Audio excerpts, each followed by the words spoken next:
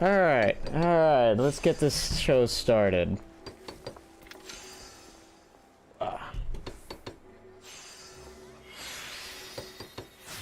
Hello everyone, sorry for the little bit of the late start. Just getting some things set up. My god, the cooking and all this crafting. Let me get out of here. Oh, I haven't played this properly on stream for a little while, so everyone might be kind of confused, or somewhat, because of a little further in the story, kind of, than where I was last. Last, I think I was just doing like an event, grinding around. So now I'm just doing all the Endwalker stuff, so let's... What was this guy? Oh, this is for doing that. Do I want to do that? Nah, it would be because it's gonna be over here and there. Yeah, over there. So instead, because this will be actually cheaper for me to go to, let's go here.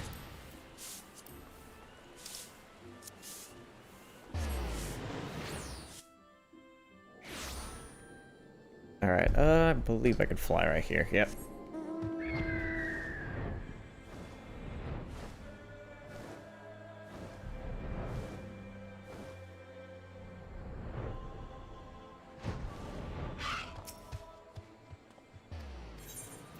Alright.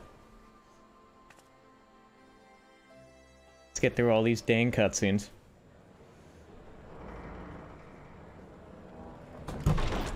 Put this on the charger.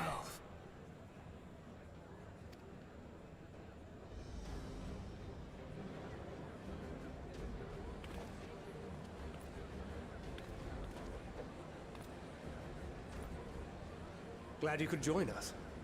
I hope you don't mind, but we went ahead and started without you. There you go. As you can imagine, our traveling companions were eager to become acquainted. 'Tis a rare thing indeed to see such a diverse and talented group of individuals assembled for a single purpose. We fight not only for the sake of Eorzea, but for the entire world, including the people of Garlemald. Much rides on the efforts of the Ilsabard contingent. Indeed, which is why I am glad to find myself in the company of many trusted comrades, yourselves included. Okay. Lucia. I have come at the behest of Lord Emmerich, who has honored me with the role of Ishgard's representative. No, I didn't welcome this For the morning. good of all nations, Oh, okay. not least my former Okay. homeland, I am determined to see this mission through to its end. We have a hard road ahead of us, but walk it we shall, together. Yep. Gotta walk it together. We too welcome this opportunity to work together once more. I have faith that, if there is a way to resolve this conflict, we will find it.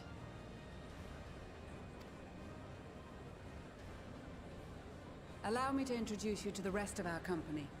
And who will that be? Everyone!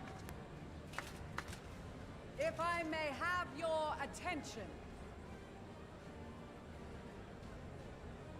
What the f- They're all in unison waving, Jesus.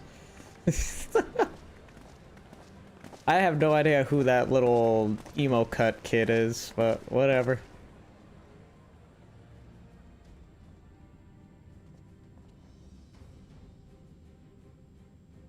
Might I ask you to speak first? Sure, whoever the hell this kid is. If I must, Oh god, he has a deeper voice than I expected. I am Arun Senna, spokesman for the Gridanian delegation, here on behalf of my esteemed sister, the Elder Seedseer. Oh, so he's the little brat for that one chick over in Gridania. That's cool. We shall provide support and protection to those in need during our time in Garlemald. To that end, I am joined by healers selected by the Conjurers Guild, with the Order of the Twin Adder's Finest serving as our escort. I remember that archer because he's in the Bard quest line. Same with the guy with the spear. He's also in the Bard quest line, I think. I don't know about her, but she's probably one of the healers in that quest line. I don't know who this guy is. Wait, I know you. I don't know him. The name's Sicard, in case you've forgotten. Truth be told, I'd rather you had forgotten. Oh, wait, isn't he? I think he's the guy that stole a bunch of crap. Any road, the Admiral asked Captain Hillfear to send his best, and for whatever reason, he picked me. Can't remember, he was doing some dubious shit, but I can't remember. The bloody executioners, and my reputation's taken enough of a keyhauling as it is. But more importantly, like any pirate worth his salt, I know when you're staring down a storm, you gotta trust in the commander of your ship. I remember him now, right. He was in Ul'dah. He was trying to take over that whole area because of the pirates, or not pirates anymore. Yeah, and he got his ass kicked and got himself put into the right place. Got it, I remember him. So if the Admiral wants us to go to Garlemald, not for plunder and glory, but a promise of peace in our time, then that's what we'll do. Okay. Since we all know how much the Empire loves its steel, we thought we'd bring along a few smiths to make the most of it. Oh. Give them a pile of scrap and they'll cobble together anything you fancy. Cool. Of course, just like the Gridanians, we got fighters of our own. We might have come with a more constructive purpose in mind, but we're more than capable of cracking skulls, believe you me. Believe you me. Well, you're certainly raring to go. But then again, so are we. This is the first time I've seen her in this expansion. And this is like the level 82 quest, so maybe a few hours in. The most I don't know warriors of how Ul'dah long and this. Alamigo have assembled at the Sultana Sorry. and General Aldin's behest. Yeah, I don't know how long like how many hours I am into this DLC or expansion more of. I've just been fucking around and just been taking it slow. If Garlemald has truly fallen, then the whole place is likely to be crawling with Telophoroi. We'll need plenty of troops to clear and hold a path for others to follow. That's where we come in. Naturally, Marshal Terrapin and I will be leading from the front. All the Lolafels, yes. It's been some time since I last saw you in your element on the battlefield. From what I've heard, you've become pretty fearsome yourself. Master Matoya? The Avatar of Destruction? Oh, Jesus. Just whipped out the cards real quick. With comrades like these, I know we'll succeed, no matter what awaits us. And then we might finally get a chance to enjoy a good long rest. But until then, let's give it our all.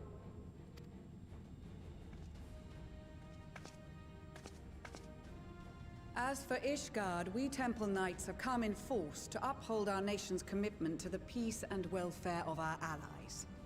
The bitter cold of Garlemald is a formidable enemy in of itself. Our experience fighting in ice and snow will prove invaluable in the days ahead. Accordingly, I have been designated commander of the Ilzabard contingent.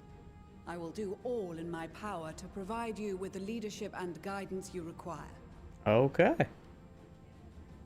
The four high houses, House Hylinart foremost among them, have arranged for a host of machinists to join us on our mission. Their knowledge of Imperial Magitech is sure to be a great boon. They will address any problems of a technical nature, together with the smiths of Limpsa Lomitsa. I need to level up I need to level up a lot of my other little classes. I'll probably do that. There is another awaiting introduction. Oh, this little guy. Lord Emanolaine. Ah, yes. Emanolaine de Forton, at your service. Though, lest there be any misunderstanding, I should stress that I've not become a fearsome warrior while you were away. Rather, far from it, actually. My brother, in his infinite wisdom, decided this would be an excellent chance to make something of myself. Oh, and fight for world peace and all that. Yep, exactly. But should the opportunity arise for a spot of ballroom dancing, I will be your twinkle-toed gentleman of light. Okay. Chris will prancing lead the way to victory. He should be a dancer.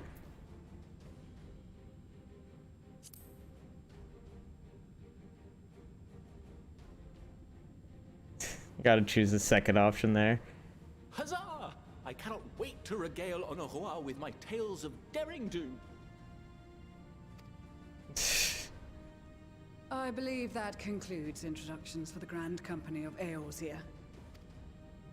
Our allies from the Eastern Alliance were due to arrive some time ago, but it would appear they have been delayed. Would that be the shinobi of Doma? Oh, they're already Actually, here. They've been tasked with relaying messages back and forth between the various Eastern nations.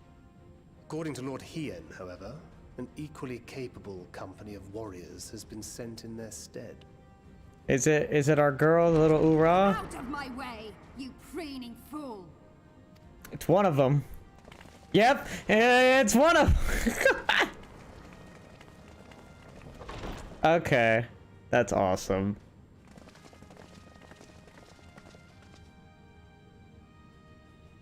Forgive us for coming late. We are the delegates of the Eastern Alliance. Cyrena, and you've brought company.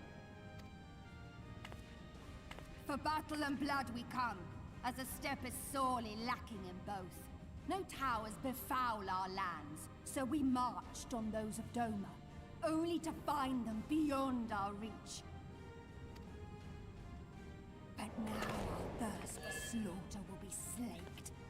No quarter to the enemy! Sadu Hatun, no. We go to make peace with the Iron Men, not war. Oh, now she's Warriors of pissed. the Steppe, we've heard many tales of your bravery. We welcome you as allies. And these other ones you have brought are... Members of the Dalmascan resistance group, Lente's Tears.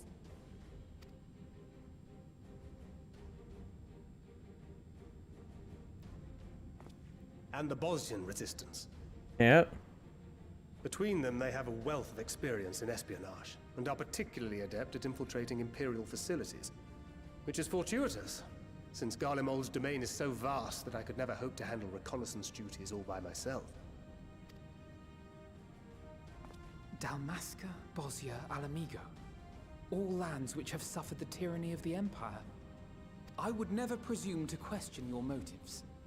Nevertheless, I must reiterate that our goal is to aid the victims of the Telophoroi, the common folk of Garlemald. Is that?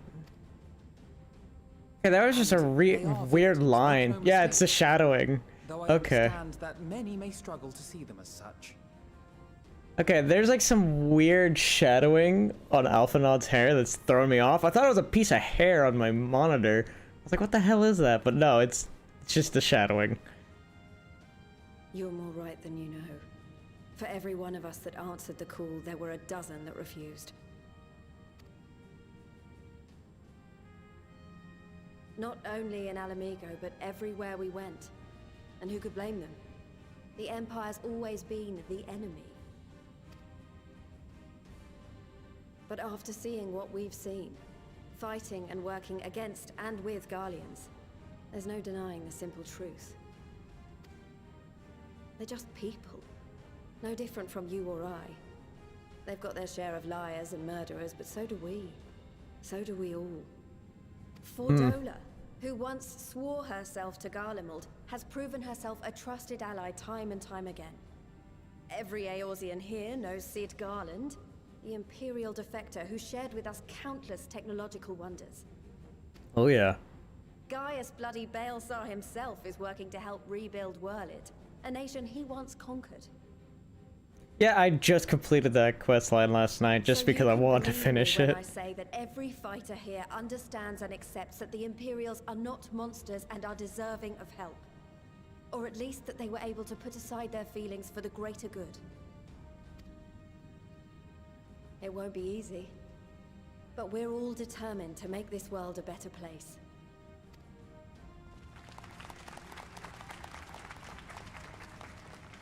What lingering concerns I may have had were clearly unwarranted. I agree with everything you said wholeheartedly.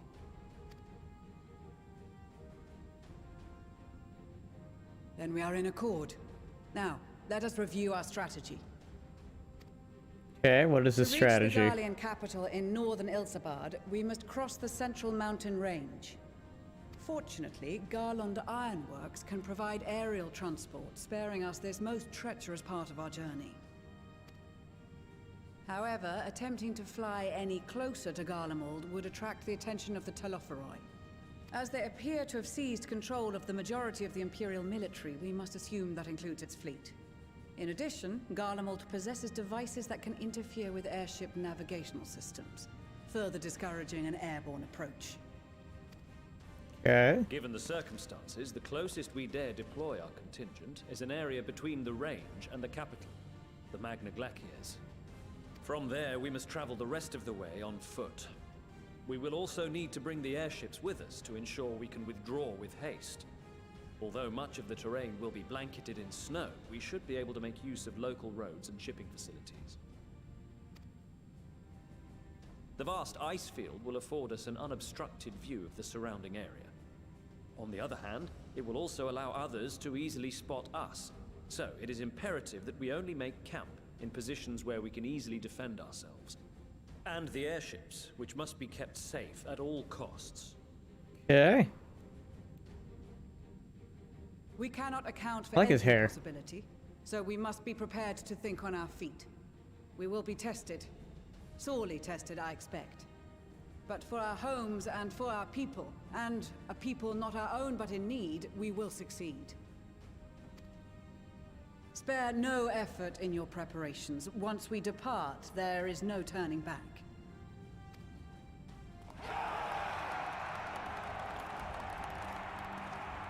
Second time I've seen that. I don't know what that means. I feel like I should be concerned.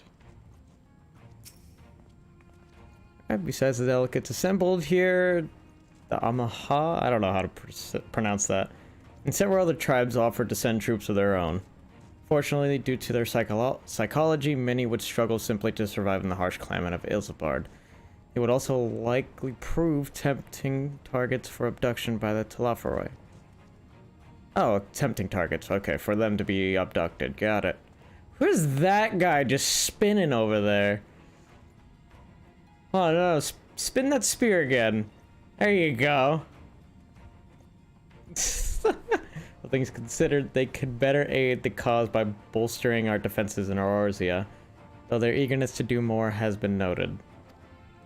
We few shall have to suffice. Ere we embark, we must distribute the warding scale to our comrades. Care to do the honors? Sure, why not? Alright, here you go. Warding kill for the Ishgardian delegation. I take it.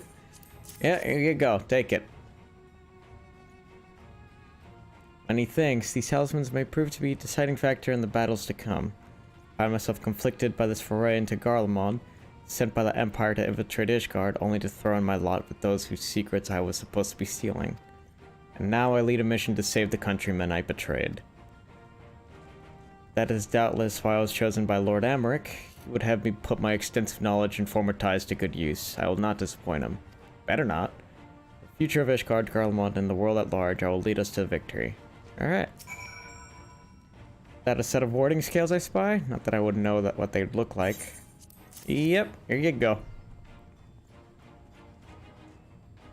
Wow, look at these! Even a layman like me could tell they're bursting with aether. All the better to fend off the tempering waves? Is that the right term? Anyway, these will give us one less thing to worry about, which just leaves the other mountain of whatever else is waiting for us in Garlemald. Yeah. Only one way to find out, eh? And nervous or not, I'd march through all 7 hells if I gave me a chance to put Xenos back in their grave where he belongs. Yep. I hear you've got something for us. Yeah, here you go. Oh, damn, that guy's swinging the axe back there. Hold on. Okay, he's just doing the same chop. Aye, them scales everyone's been talking about. Pretty little things, ain't they? Reckon they'll be worth a gill or two when this is all over, but we'll hold on to them for now. One more thing. I know what you're all thinking. Why didn't they send Enzar instead? The frickin' Rogadin, right? Mistbeard? Buggered if I know. All the admirals and Captain Halifery told me was they needed someone to help safeguard the future. And here I am. Can't say they haven't got a sense of humor. Of course, some of you might be wondering what good a pirate is on dry land, in the middle of sodden snow of all places. Well, me and my crew will do whatever needs doing, so let's sail. However they say goes on airships.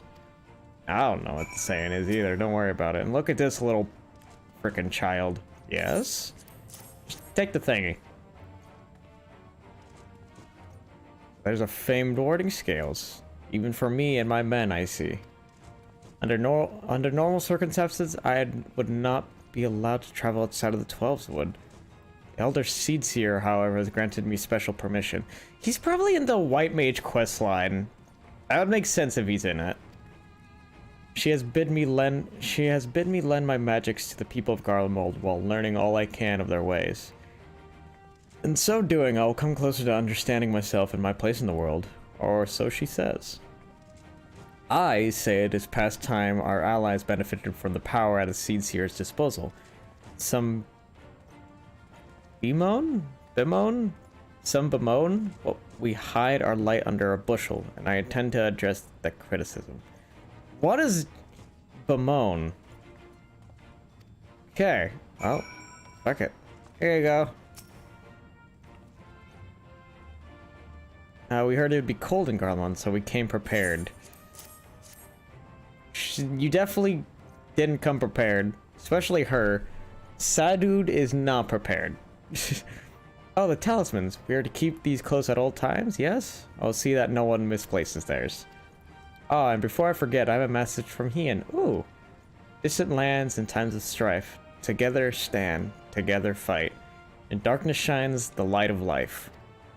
I hope I have done his words justice. Doma, like much of Othard, has been plagued by the towers, yet while he could not be here, he wished to express his shared conviction. Hien and Yugiri labor without rest to unite the people, and with their aid will we keep the enemy at bay. Yeah, I was kind of hoping Yugiri would be here, but it's fine. We of the Steep and the Eastern Alliance will repay their efforts by ending this war. Alright, cool. You have a warding skill for me too? Nah. I just came over here to pat you on the shoulder and say good luck. Thank you for this, and for going to such lengths for the sake of my people. Though I have little to offer in return, I will impart some advice, if I may. I have some advice, if I may. You have been told by many to wear the cold of Ishbard, and I cannot stress enough that this is no token warning. I'll be distributing specially made warming tinctures, courtesy of the Alchemist Guild, but understand that there are no substitute for proper protection. I leave the provisions of said protection to your discretion. Now let us proceed to the Alamegan Quarter. While you make your final preparations, I'll have the pilots ready for the airships. Oh, does he actually give me like some new glam or something like that? That's kind of cool.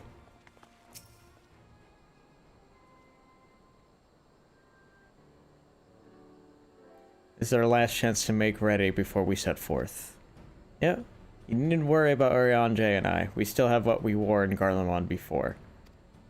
Stinian claims to be quite warm and toasty beneath his armor, and since he's spent a fair bit of time up north recently as well, I have no reason to doubt his words. Most of the others will be borrowing Grand Company stock. The rest of you could do likewise, I suppose, provided you're not overly concerned with style. Not to put too fine a point on it, but I wouldn't be seen dead in one of those ridiculous overcoats. If only I had time to find something to my liking. Hark, is that the cry of scions in need of a tailor, I hear? Oh no. Oh yes. I got the right shit for you guys. But how? I have my ways. Oh, yes, indeed. She is confirmed by the entire community the truest devil of them all. She is evil, but at the same time, she's the only reason why we Scions are still afloat. Thought you could sneak off to Ilsbard without telling me? Ha, nothing escapes my notice. The tattoo. Now you will wear these garments I've made for you, whether you like it or not. Never cease to amaze. But why do you need a new outfit as well? Wait, are you coming with us? I hope so. What? No, of course not, silly. It's all in the name of fashion. Okay. Yep. Rather the pursuit of the highest quality fashion. Besides, how can I expect others to wear my creations if I've never worn them myself? Ah, I did have one other thing to share. Argmas, and Bullumwad. Bullumwade? I don't know. Fucking Tweedledee and Tweedledum have finally returned from assignments in faraway lands. They'll be staying at the Rising Stones for a while to keep an eye on events throughout Eorzea. Ah. Since they'll be running things back at headquarters, I was wondering if I could lend a hand in Chillin. Oh, why not? You can keep Krill company in the Bladestone Annex. Yes, we'd love to have you there. And I heard Argmas and Bullumwad, Tweedledee and Tweedledum, did a fine job carrying on in our steed while we were lying comatose. With them in charge of the Rising Stones, we have nothing to worry about. My thoughts exactly. Also, while I'm confident you won't go collapsing again, because a certain someone who shall remain nameless is in a position to transport your souls to another world, if anything similarly disastrous were to happen, I'll be well positioned to do something about it. Jesus. Anyway, I've got a few things to take care of, and then I'll make my ways to Charlian. I really do hope these new clothes are enough to keep you warm in Garlemald. It's not much, but it's the only thing I could do for you, other than pray for your safe return, which I will, every day. Adorable. Let's not keep the contingent waiting any longer. Alright, let's see how these new clothes are gonna be like. Here are your winter woolies, handcrafted by yours truly. North Sea coat. I'll see how that looks.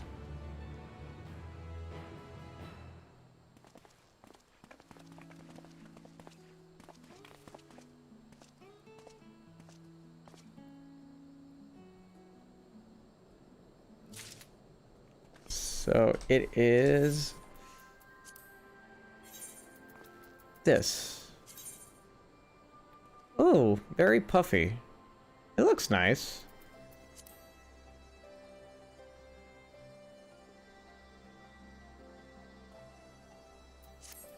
Not bad looking.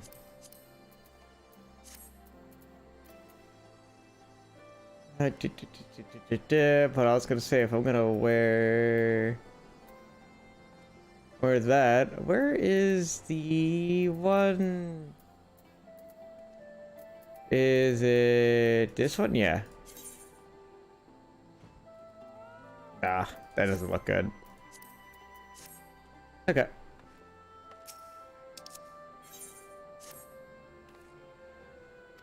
Okay. Oh, I told the airship pilot is here to meet you. Oh, there he is. Okay. Alright, this is where we go our separate ways. Do be careful, won't you? Do I need to... I look warm enough. Sure. And it's an honor to finally meet you. We of Garlemald Ironworks will be ferrying you and your contingent across the mountains into Garlemald. For many of us, it'll be something of a homecoming. Our illustrious founder was only our most notable imperial defector. For that reason, the company is committed to the success of this expedition. Our resources are at your disposal, and if there's aught we might do to be of further assistance, please do not hesitate to ask. If you are ready to depart, I will ready the engines. Onboarding the airship, several cutscenes. Yeah. Gotta be watching a bunch of cutscenes. Got it.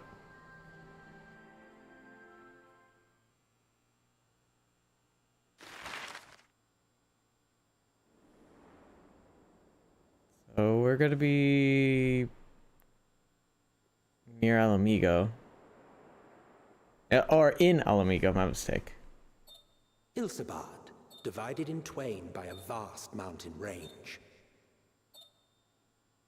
Those who would traverse its jagged peaks face peril at every step. But why go by foot when one can simply fly?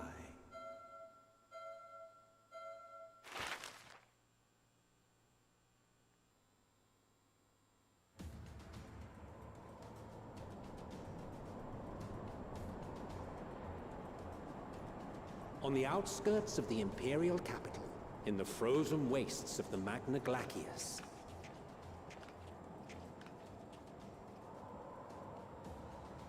the winds howl in icy protest, as if to warn against further trespass.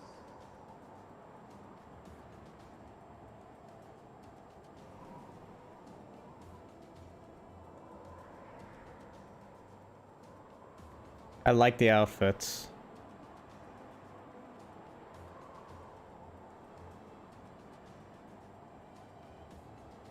I like Y'shtola's. She actually has a pretty clean outfit. We've received word from Thancred's reconnaissance party. They've sighted a detachment of heavily armed Imperials. Survivors of the Civil War, perhaps? Perhaps, but there is more to it than that. Oh, oops, sorry. Maxima reports that they're led by Vergilia, legatus of the 3rd Legion, which comprises the bulk of their number. However, they're Ooh, that's also a dope joined by outfit. several members of the 1st.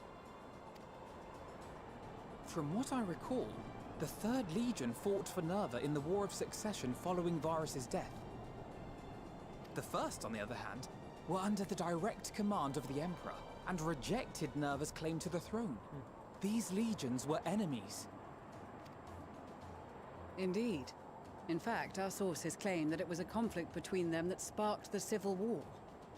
Yet now, these former foes cooperate to defend a ruined Garlemald from invasion.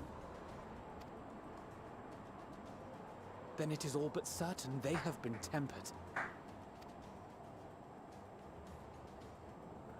So, what's the plan? If me and my crew is out reaving, we charge straight in, no messing about. But that ain't what we're here for. Quite right. Soldiers or no, they are people of Garlemald, the very ones we've come to aid. Direct confrontation is unavoidable. Nevertheless, we must make every effort to limit casualties on both sides. Rather than kill them, I would remove them from the field. Okay. How so? Savage beatings, disarmament, and imprisonment? Wait, he's just gonna be sticking to the same outfit? He ain't cold? Little frickin' twig legs are frickin' gonna freeze the F off.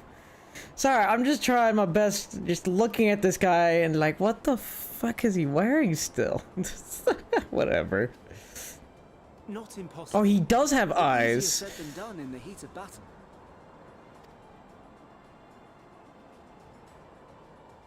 Having observed the opposition, I imagine Thancred had something to suggest? Excuse me. He did. He and the other scouts have already infiltrated a supply depot some distance beyond the Imperial detachment's current position. Stored within is a stockpile of Magitech armaments, and once we give the signal, Thancred's team will destroy them all. In so doing, we will deprive frontline troops of materiel, and likely force the detachment to send men to investigate. Divide and conquer. Not a bad idea. Once the scouts have finished their preparations, we will split into 2 groups. The first will form the vanguard, while the other brings up the rear with our supplies. No. Like his little outfit. As for the Scions, I ask that you lend your assistance where you deem it needed most. I would prefer, however, that you accompany the rearguard and be prepared to join the van at a moment's notice. Kept in reserve as our trump card, so to speak. Sounds good to me.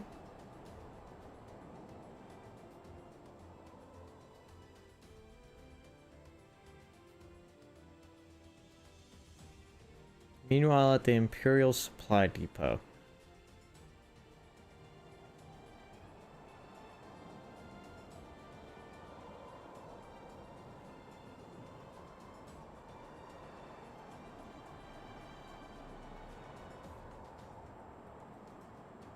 Oh, that's pretty clean. That's the Bosnian armor, isn't it?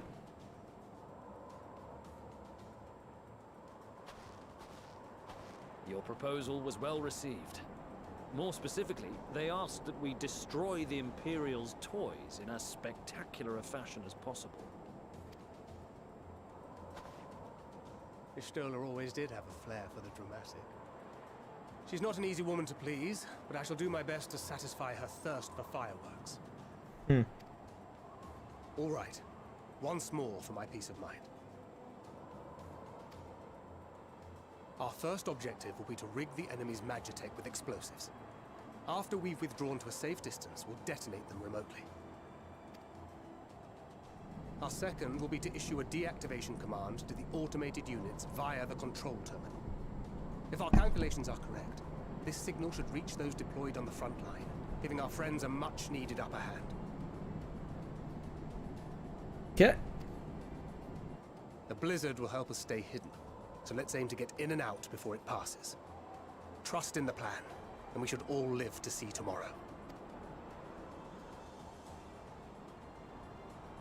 In the meantime, I will relay messages back and forth as the situation unfolds.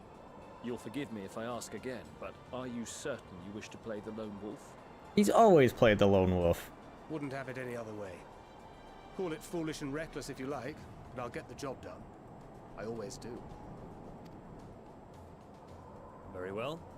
I wish you the best of luck.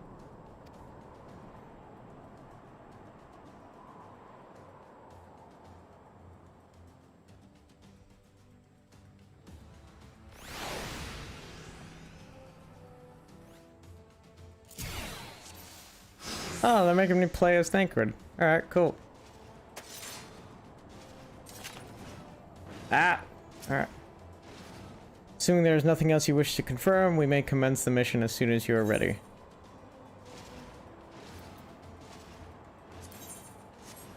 Wait, learn about mission exclusive actions? Okay. Success in the mission hinges on the following points. Swift deception, yeah, okay.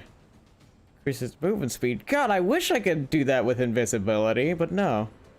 While active, enemy soldiers and Magitech will be unable to perceive Thancred's presence even if they are within close proximity. However, it has no effect on the guard dogs' acute sense of smell, and they'll be able to detect Thancred regardless. Moreover, this action can only be used outside of combat. Yeah, yep, that makes sense. So it's like hide. Thancred's silent takedown will instantly render a soldier unconscious. It can only be used while swift deception is in effect. Okay, so it is backstab, but it's also assassination. Well, how assassination used to work. Though it cannot be used on Magitech or guard dogs, utilizing silent takedown whenever possible is essential in clearing a path to. Yep. Smoke bombs, got it.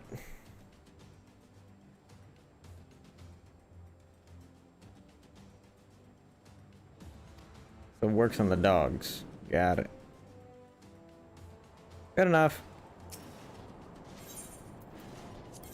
Keep your wits about you. It's time. We So I only have will. one shot at this, so let's make it count.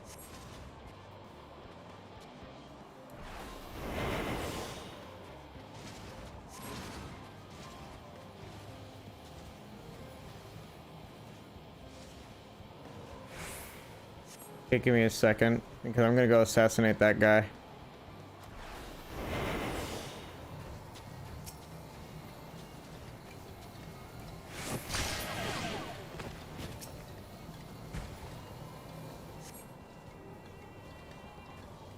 Oh, he's not dead, he's just knocked out.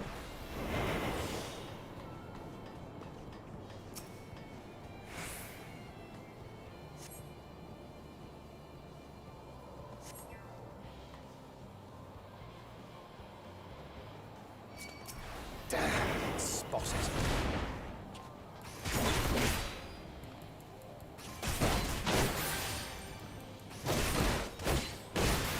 Can I kill them in time?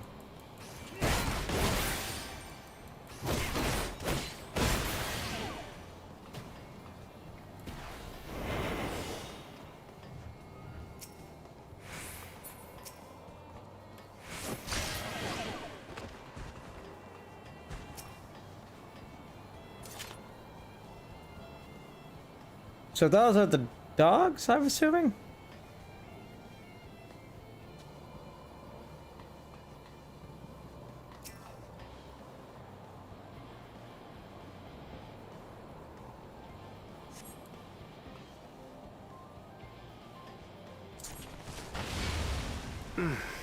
Must be losing my touch. Okay.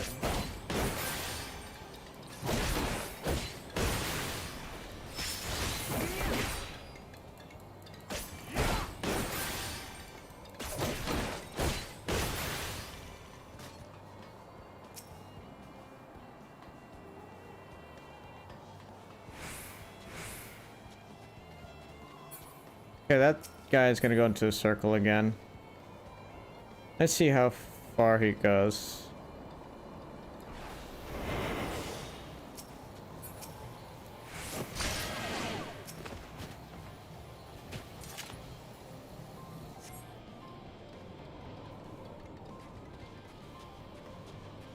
And I can't go that way. All right.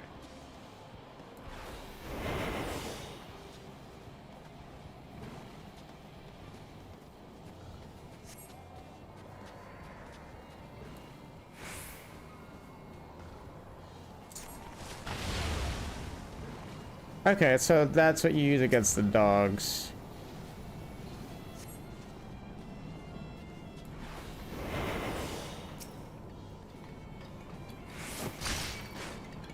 Oh, you gotta be kidding me. It doesn't work on them? Okay, gotta take him out because he's gonna be an issue anyways.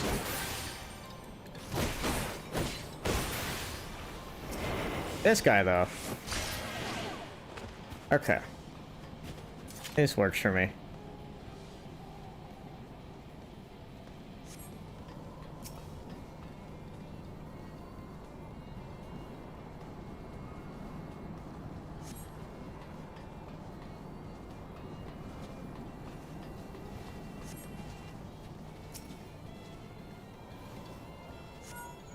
This is Thancred.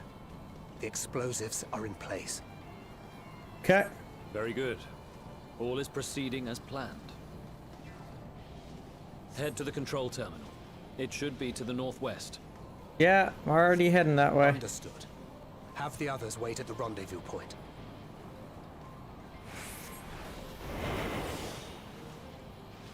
Come on. Look away, look away, look away. Oh, there you go.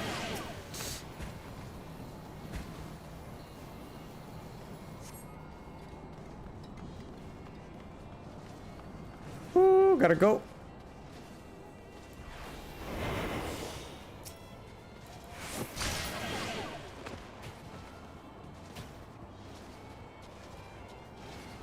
Oh God.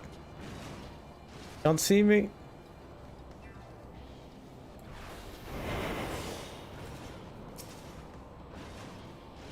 Good. There's another guy right there. Oh.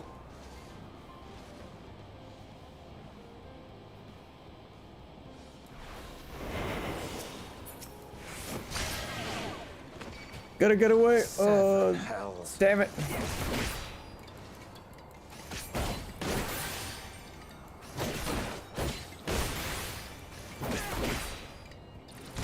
Don't worry.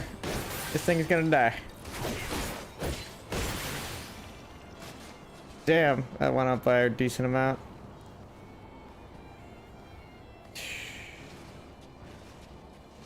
Okay.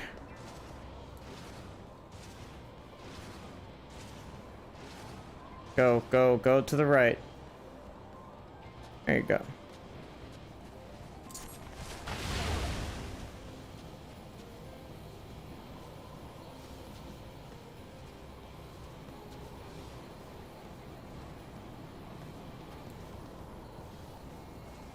Damn it. That thing's coming back.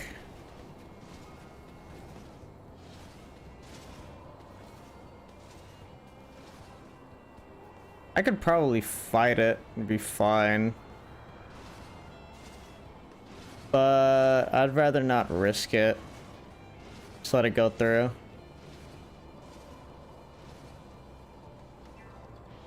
Stops right there, of all places. That sucks. Say, it might be easier to kill him, but...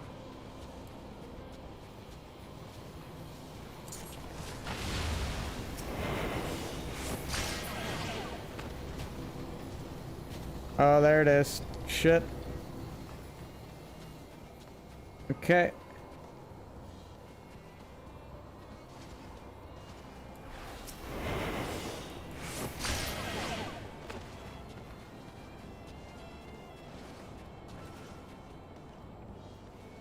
Almost through, almost through.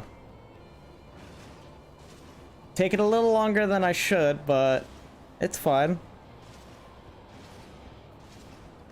They just won't question all the knocked out bodies just all around.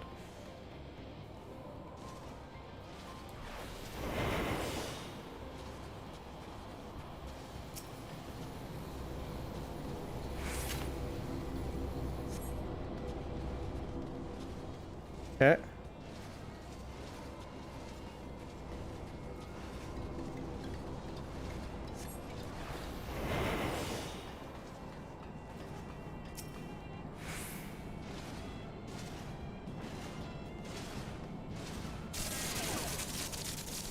Okay.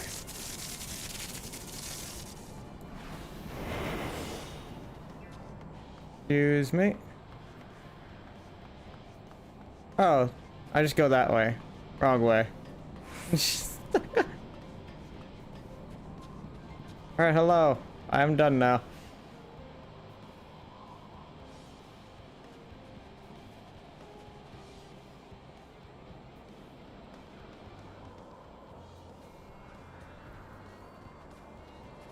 I did it. You are returned, and none the worse for wear, to my considerable relief. What news from our comrades? They stand at the ready.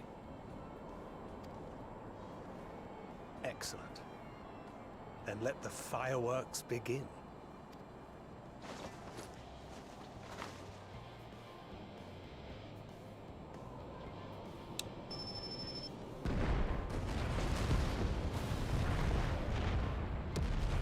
They're all dead. I'm sorry, with the size of those explosions and for how many? Yeah. A few months later, at the rear of the Ilsbard contingent supply caravan. Wait, later? So this is going on for months. Oh. Okay.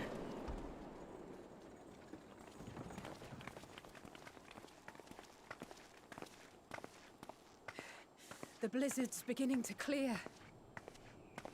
The Vanguard should be engaging the Imperials any moment now, if they haven't already. Ishtola and the others are with them, so I'm sure they'll be all right, but...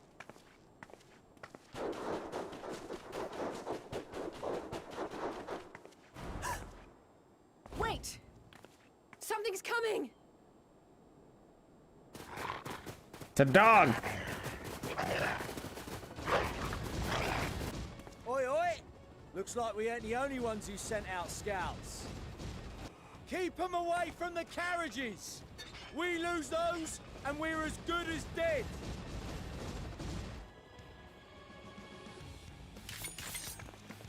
Okay, that was kind of cool. I whipped out my weapons.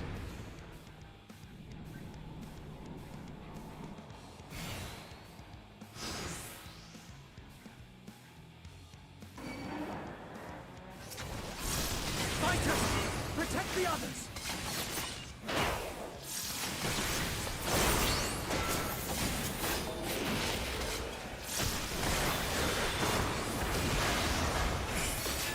Get out of my way.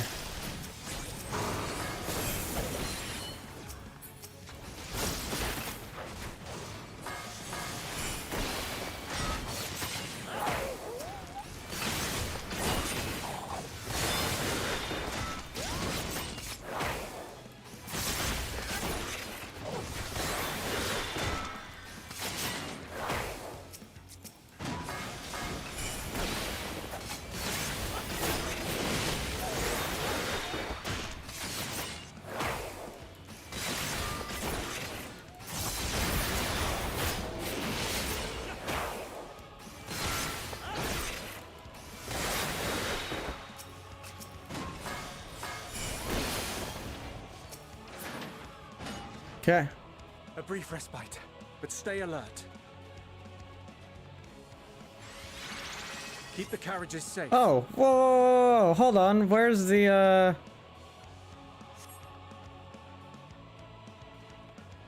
Do I just run forward? Is that what's going on? Yep.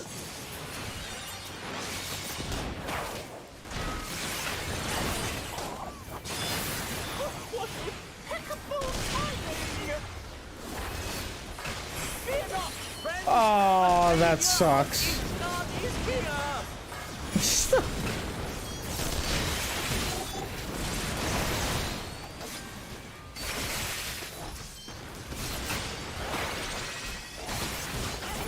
Alphanaud's doing a pretty good job.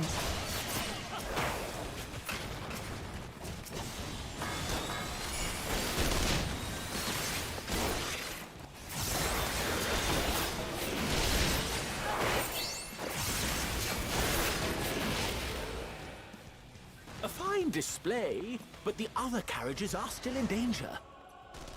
Go on ahead. We'll hold the line. God, that was throwing me off. We're the only ones still struggling. Yes, you guys are. Can't we put our backs into it then?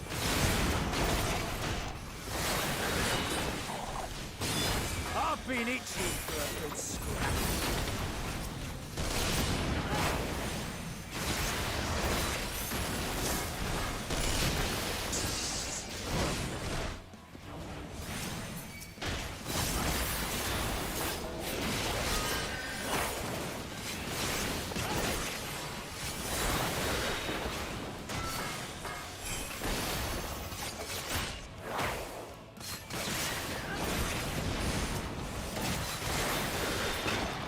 There you go. Move out of the way. Nope, fuck it, we're taking the hit.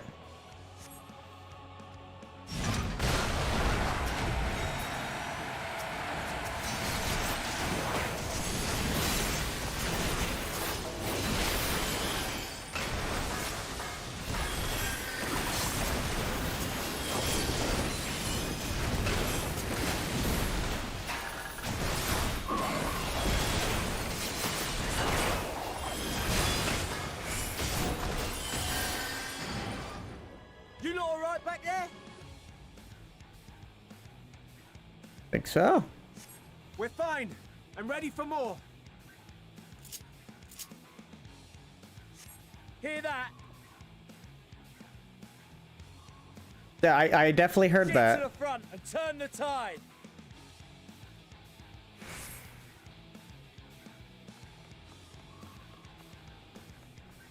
Running.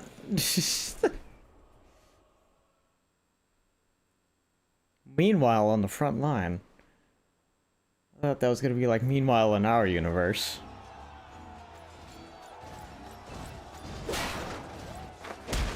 Damn!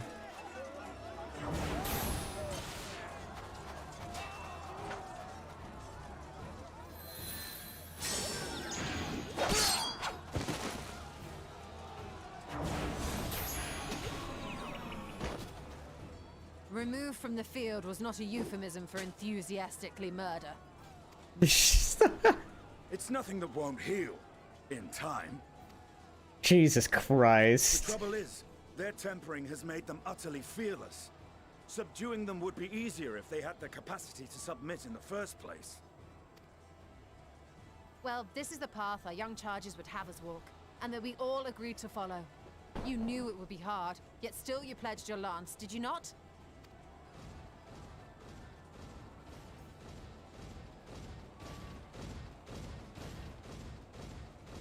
That I did.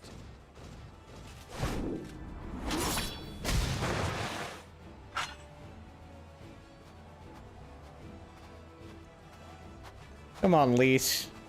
Can't be struggling with a single guy.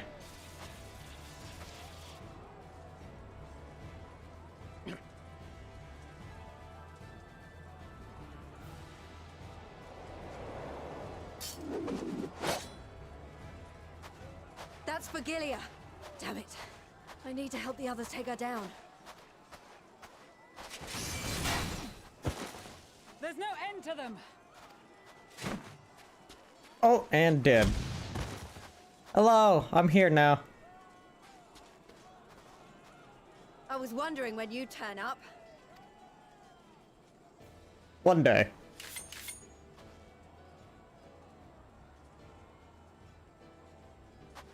There's no stopping us now. Come on.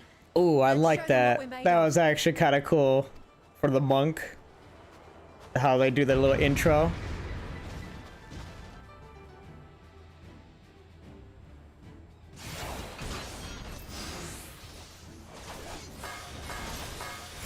We have them now. Forward.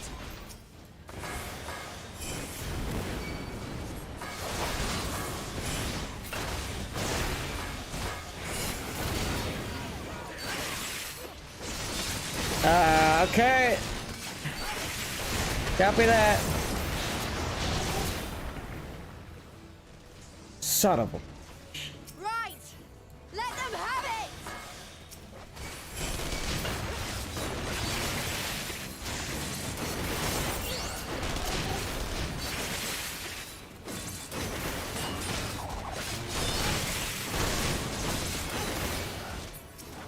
You need some help.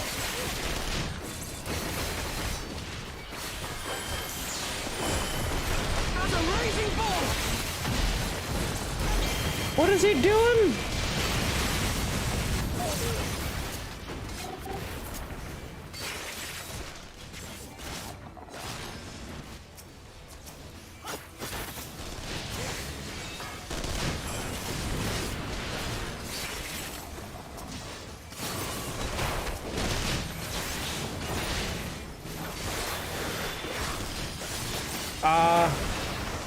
Oh, Jesus. I saw the stack marker and I'm like, I can't do anything for you, buddy. I'm sorry.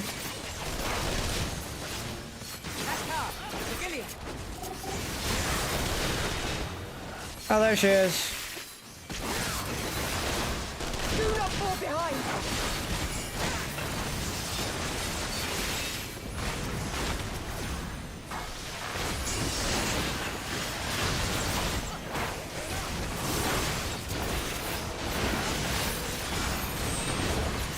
Stay away from her.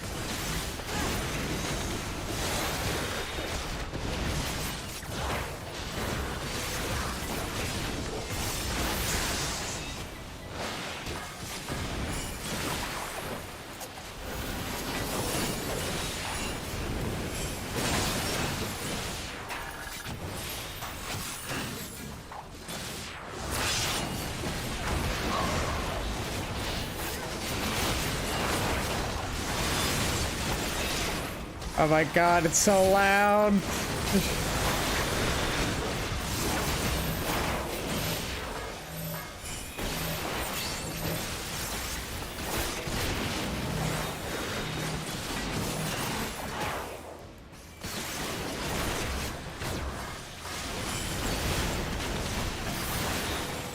Let me turn down my stuff a bit. Never mind. I'll get it in a second.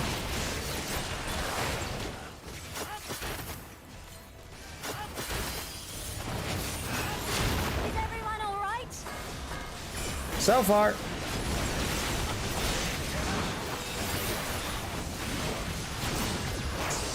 I wish I could hear myself.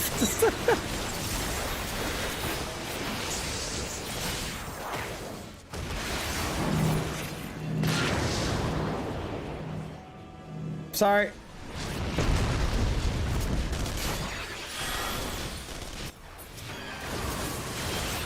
Or die!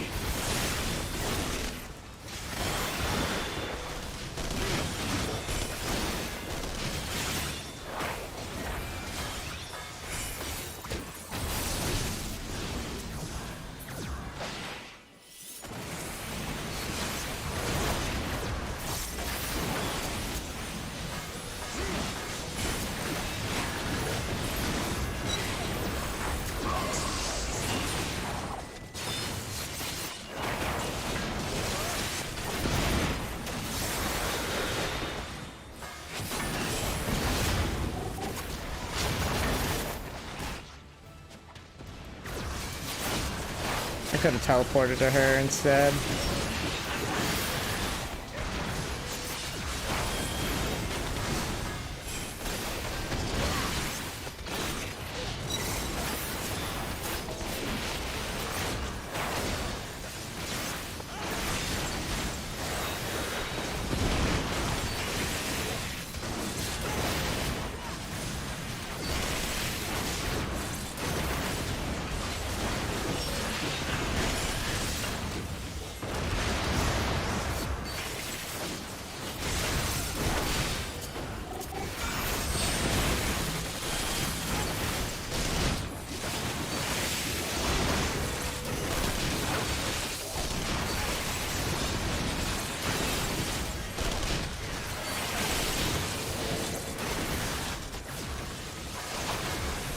Tremble before the sun!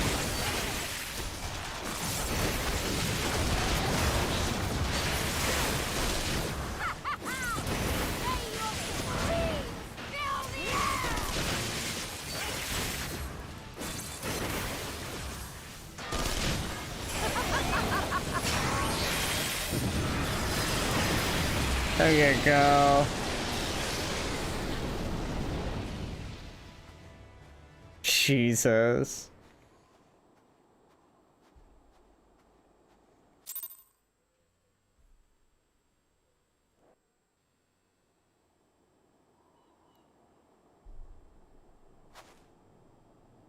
Now beat her with your cane.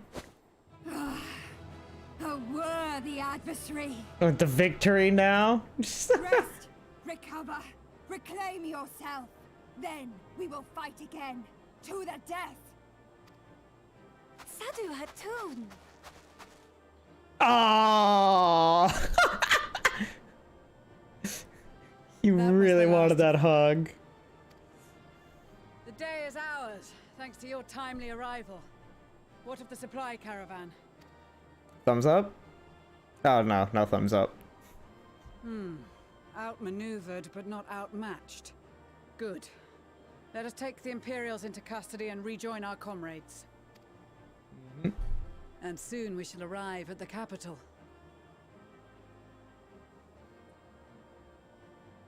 Okay.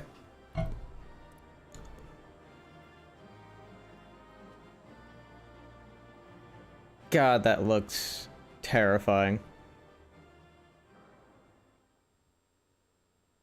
So cold and unforgiving.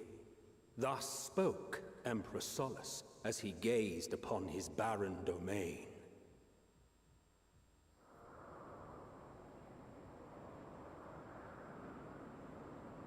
"800 years it had been since the Garleans first set foot here.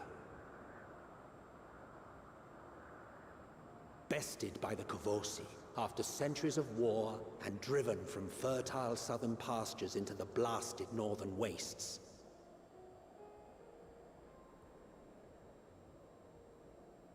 In that garden of desolation, they clung to one another for warmth, freezing, hungry, desperate, hated. Ooh, cool Aetheryte shard.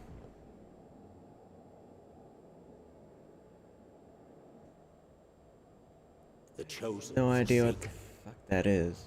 That was second person today.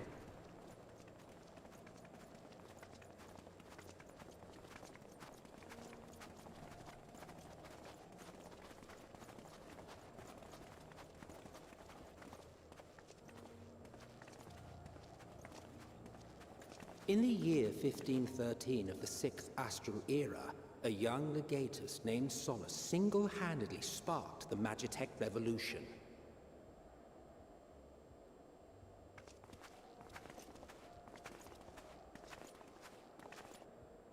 How did he conceive the machina that feed on ceruleum?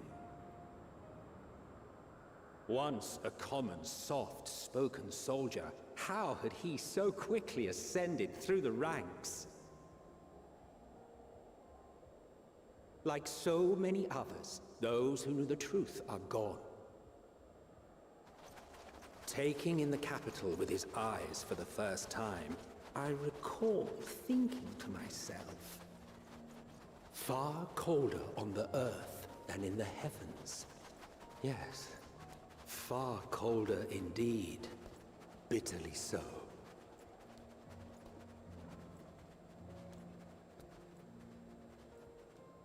Oh, now I'm in Garlemald. Been waiting too many years to be here.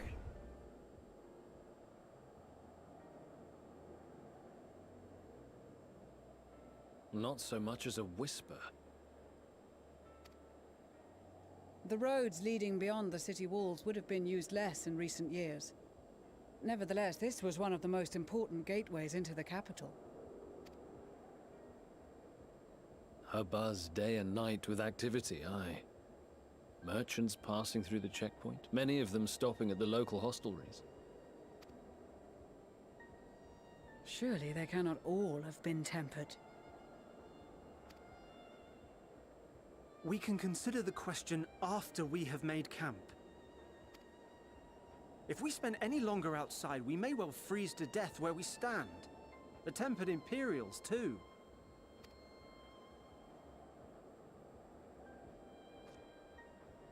This will be our temporary base of operations.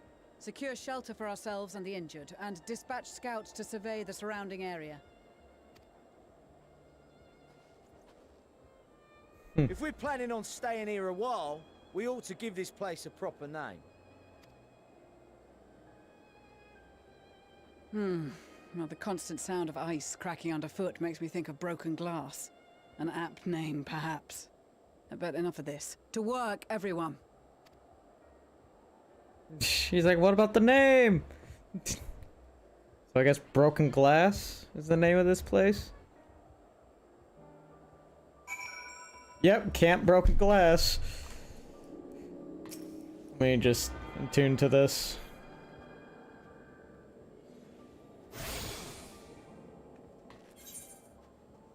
Oh, yeah.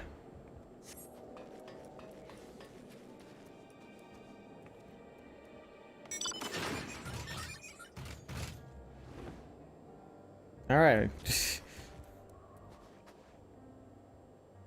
In spite of the obstacles we faced, our plan proceeds apace. Just a little farther and we'll reach the capital itself. Still, we mustn't get ahead of ourselves. As soon as the camp has been made fit for purpose, we are to discuss a course of action with Lucia.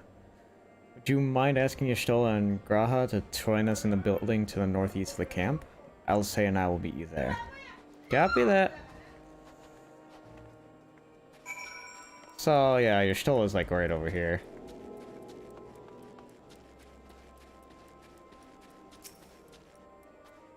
Meeting?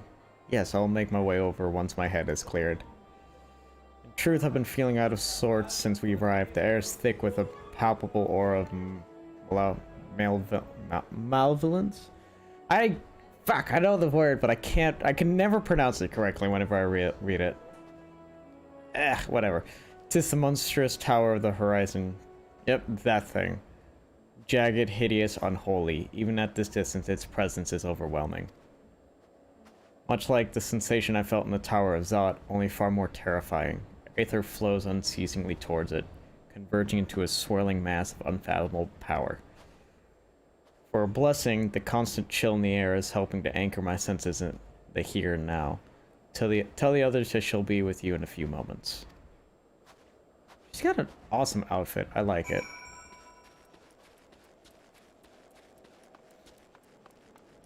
And then Grahatia, wearing like one of the best jackets.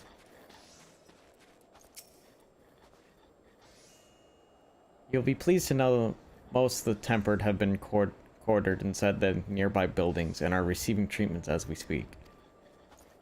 I do, however, feel no small amount of guilt for commandeering civilian homes. The occupants may be long gone, but everything is exactly as they left it. Considering the length of time that has clearly passed since, one would expect to find them ransacked. Strangely, there are no signs of anything having been stolen. It's possible that everyone fled at the first sign of trouble, though it seems to me they left far too many useful possessions behind. Although there is no conclusive evidence, I strongly suspect they were tempered. Sorry, I was merely thinking aloud. You mentioned a meeting. I'll make my way there.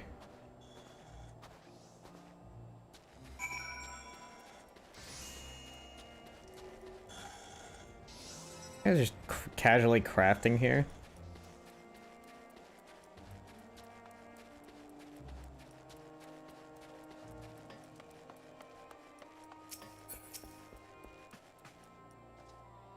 Thank you for informing the others to our meeting. When everyone is here, we will begin. Alright.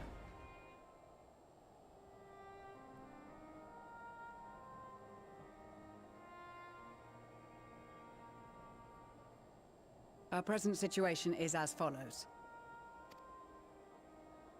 Efforts to aid the people of Garlemald have begun in earnest. Moreover, having entered into the capital, the Imperial Palace is within our reach. But before we proceed further, we must learn what has befallen this city. For therein lies the key to understanding and combating the Telophoroid's designs. Give me one quick second. Let me...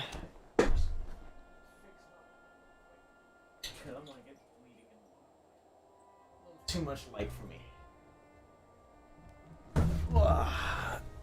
And let me fix myself over here.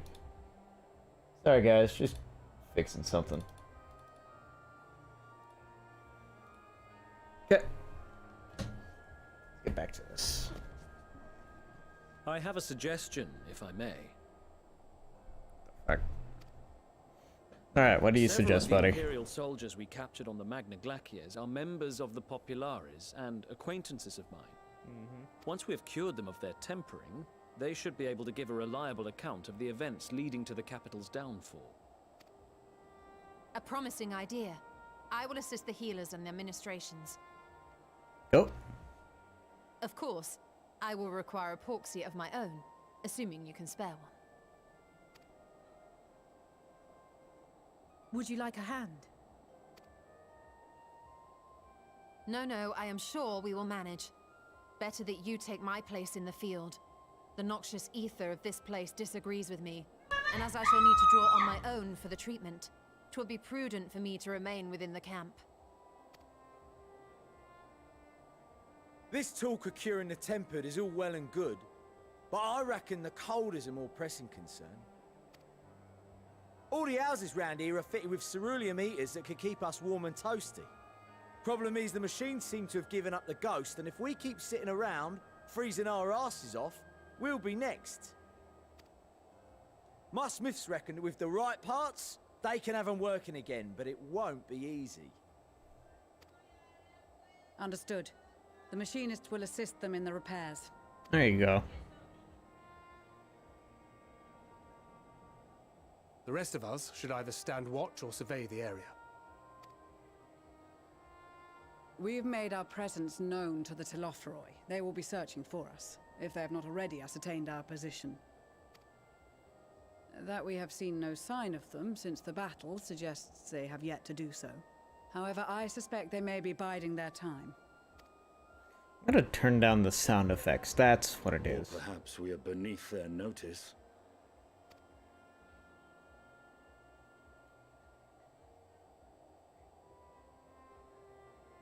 In any event, we'll find no answers standing around here. Urianger, Estinian and myself have visited Garlemald recently, so we'll lead the reconnaissance efforts. Perhaps bolstered by a few Bosnian and Dalmatian scouts from my previous excursion for good measure. Alright. Don't forget about us Alamegans. We have experienced scouts of our own. Well now, this is turning out to be a rather sizable team. With such numbers, we should be able to cover a wide area with relative ease, including that surrounding the Imperial Palace. How about you, Graha? I have a feeling we'll find a use or two for that vanishing spell of yours.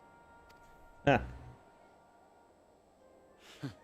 'Twould be my honor to be of service, though I doubt that you of all people need rely on my tricks. That leaves us with guard duty. As a matter of fact, I have something else in mind for the two of you and Alphino. Oh, okay. Between here and the center of the capital lies the Eblan Rhine. I would have you search the area for survivors. Your keen sense of direction, honed in your extensive travels, should prove useful in navigating the ice fields. Yeah, sure. there are any survivors, we'll surely find them. Sense of travel is something of an understatement, but I suppose if there's nothing else that needs doing. Ice fields. I love ice fields. Oh wait, no I don't. I'll do the extensive travels.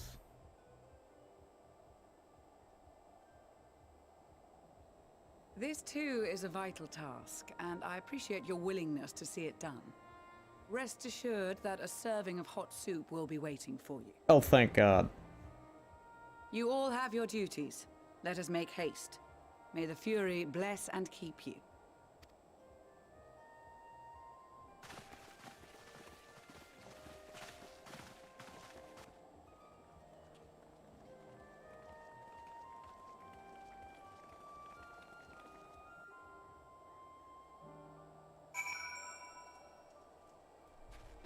Okay. Oh. Got to be good if it's this cold with Tataro's clothing. Tataro's clothing. I'd dread to think how we'd fare without it. I must remember to thank her when we next meet. Makes me realize too that while the people of Garlemald have spent their whole lives in conditions like these, even they'd be hard pressed to survive away from the warmth of their homes. If there are any survivors, we must find them, and quickly.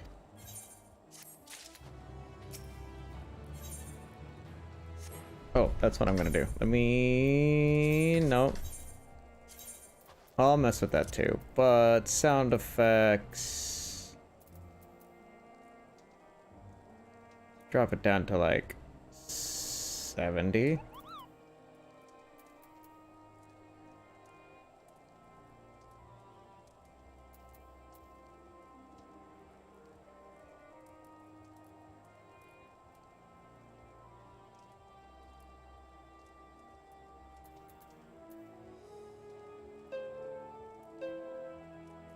Good, the same level as that. Raise up the background. That's fine. And I keep the master volume there, that's fine.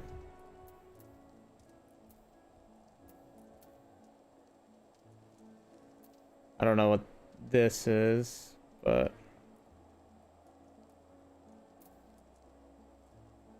I'll just keep it like this. City state background music. Oh. I could actually still have, yeah. Let that still be playing.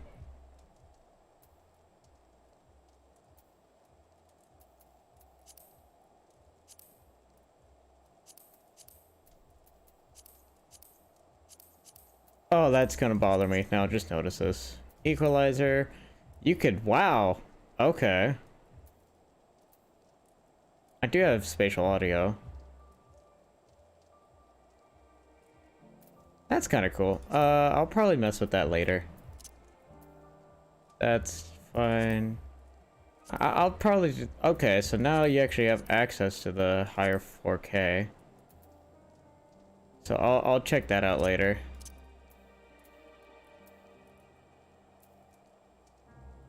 Enable text pasting. What's that?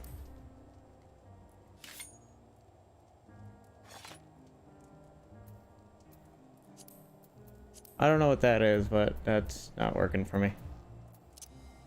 Theme settings.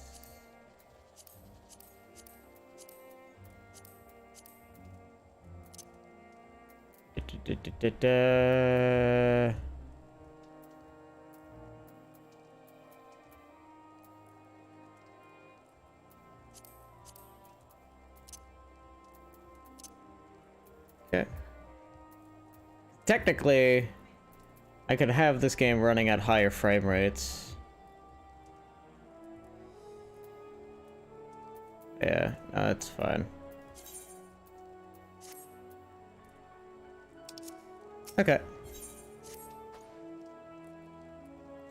What ho, chums? Been given something to do, have you? As it happens, I too have been ordered to make myself useful. Sounds like a rather a tall order. Since you ask, we're to scour the Emblem Rim for survivors. What? Wander around ice fields on the off chance you'll find someone? It'd take forever to finish the job without the benefit of my expertise. Or more specifically, my telescope. Come, friends, I know just the spot to begin our search. Alright. Probably regret this, but we may as well humor him. Yeah, might as well. Alright. Alright, fat chocobo it is.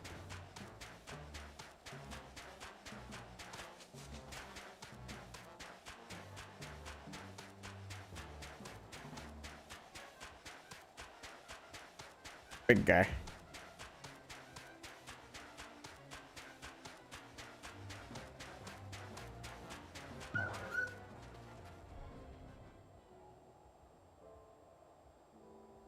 Haven't listened to the music. I like it.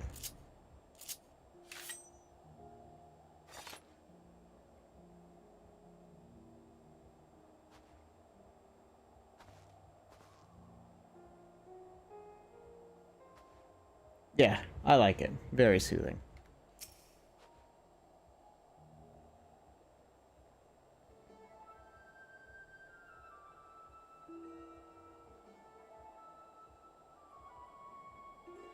I spy with my little telescope a massive sheep thing. Or maybe it's a cow. Not what we're after either way. Is that an aether current? Oh no, just a wind sprite. Okay. Other than that, it's all snow, snow, snow. But lo, what do I see over yon hillock? Jesus Christ.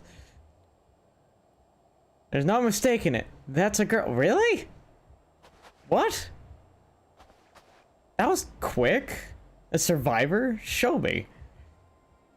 Over there behind that tree. Looks like she's running away from something. No, surely not us. She wouldn't even know we're here unless she had a telescope like mine. All I can tell is that she's wearing a pale green dress. Rather fetching one, I'll add that. Okay. She'll be long gone by the time we get anywhere near, but we should be able to follow her footprints. Copy that. I'll let Lucia know where you're heading. Oh, and take these warming tinctures with you.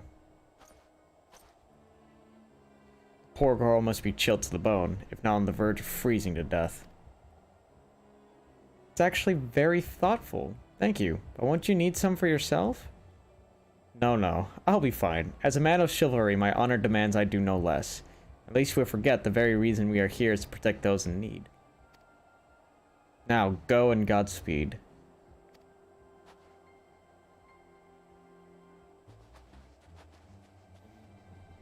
Ugh. Oops.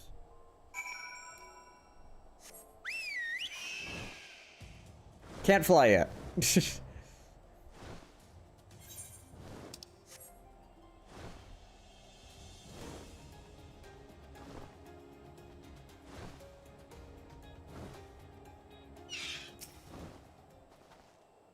Okay, looks like they're going that way.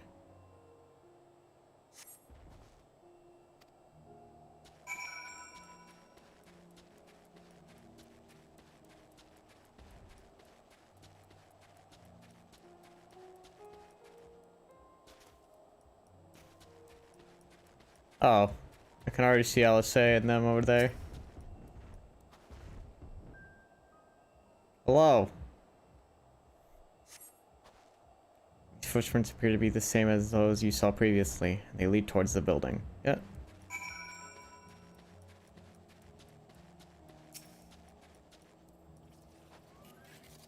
We're getting closer, I'm sure of it. First, we thought she'd gone inside the building, but the door doesn't look like to have been opened in some time. She might still be nearby, so we'll keep looking around here. Then again, it's also possible that she ran right past this place. Would you mind searching up ahead? Sure.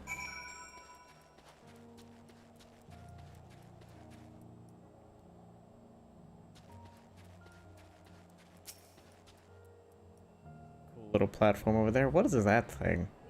I don't like it. That's what was chasing her, I bet. Oh god, that movement.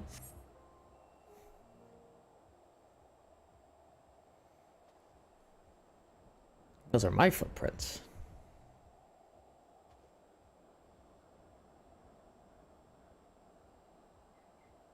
Right at the tree.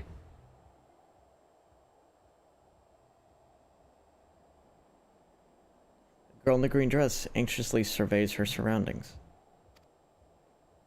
Were you to call out to her from this distance, it might attract wild beasts to your location. It would be safer to get closer first, but you must do so without drawing her attention. I can go invisible, for God's sake.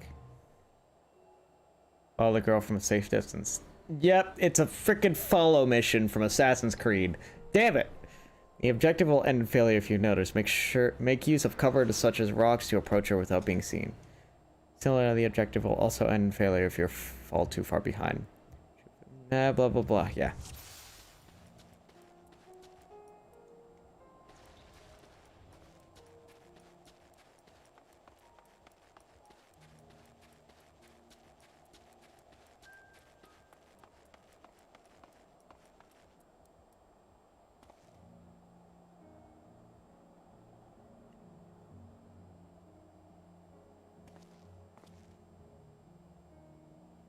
Yep, can't see me.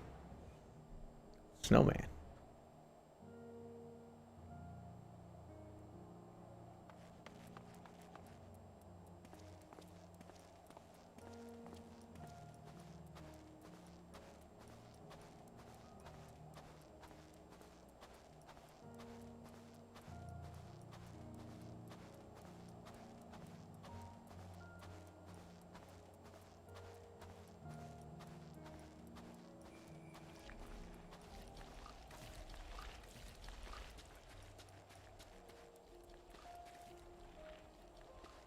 No one's here.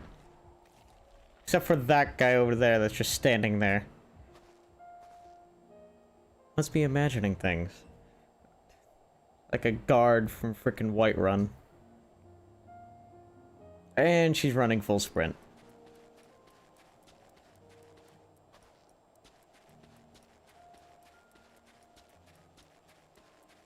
Getting ready to hide behind this rock. Better catch my breath. Jesus Christ. Must be a gamer. She's already out of breath. Those beasts spot me. I'm done for. Is she talking about us or these monsters that are all around?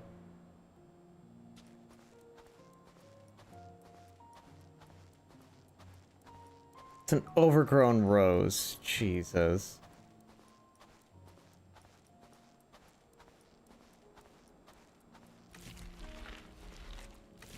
I hope my luck holds.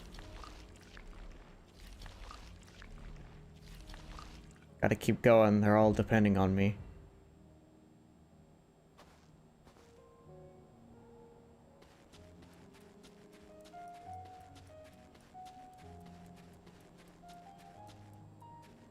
Shit.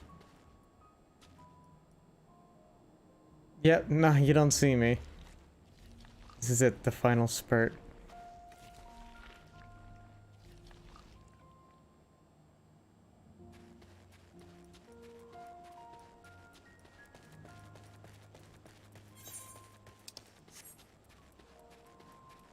Very far away from where I started.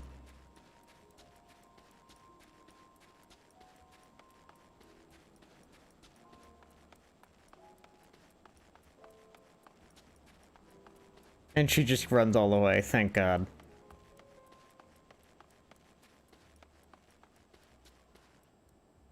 Duty complete. Alright.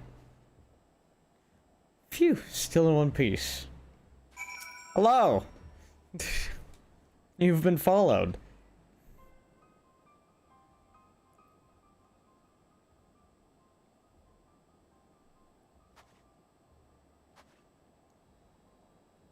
Who are you? Stay back. This house is packed with explosives. Take another step and I'll blow this place sky high. Please, we just want to talk.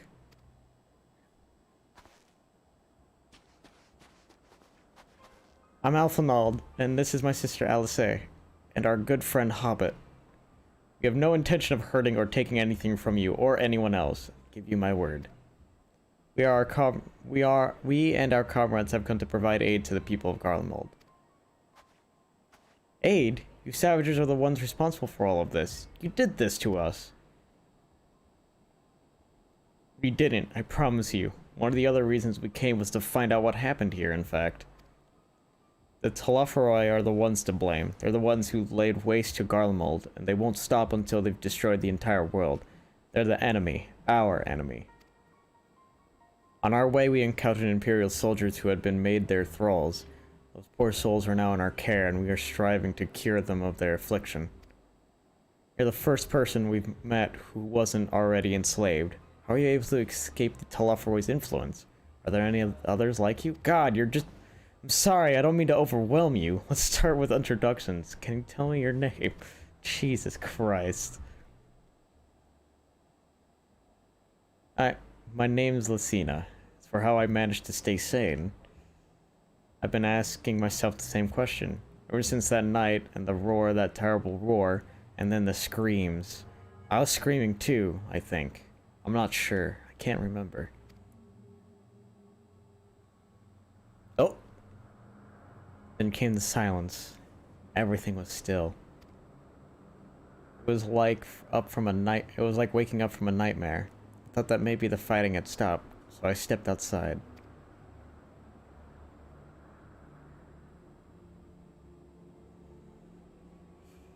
If your hells are real, I saw one that day. I ran, past friends, people I've known all my life, eyes vacant, dead, staring at the sky.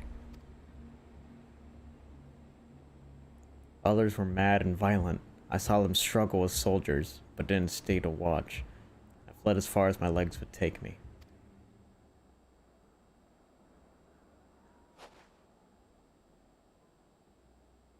Do you have family here? Is this their home?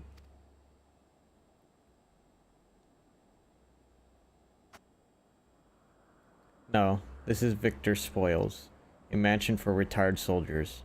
Or it was. But now me and a few others are, borrowing it. As for the explosives, I was making that up.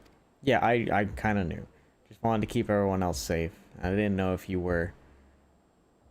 The truth is our supplies are running low. You said you're here to help. Can you? Of course, whatever assistance we can provide, we will. Thank you. I better tell the others first, though. Wait here.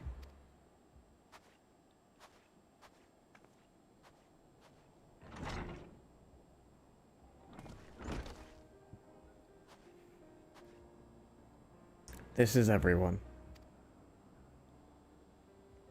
Cena says you can be trusted, but these are desperate times. We'd be fools to let foreign troops into our home. Having said that, were you to provide us with the means of heating the place, as a sign of goodwill, perhaps we could take you at your word. If that is too much to ask, then leave us be. Time to put my firewood gathering skills to use. Could you provide the spark with a little magic, Alice? We'll have a fire burning in no time. May we build it under the gazebo? The what? Oh, you mean the bower. Yes, you do as you will. The bower? Okay. Was he even strong enough to cut down a tree? I don't like the sound of that. I don't like the look of that. She's a spy. Realize how low I am in my chair. Ugh. I think I can get a little higher.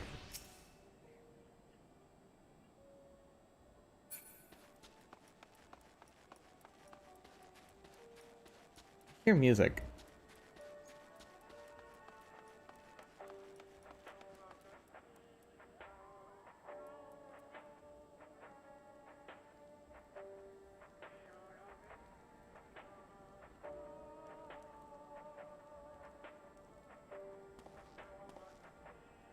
I was not expecting this.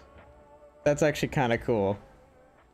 It's like a remix of the original, Imperial, soundtrack. Not soundtrack, but,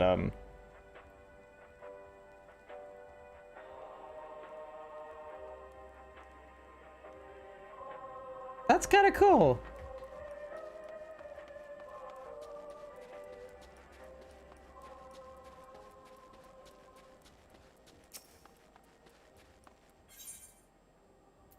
Pants.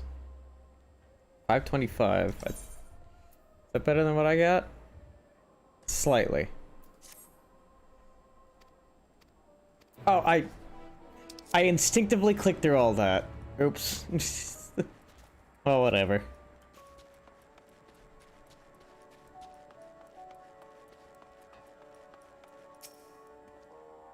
You can treat their frostbite and their wounds, but it'll take time for the fire to do its work.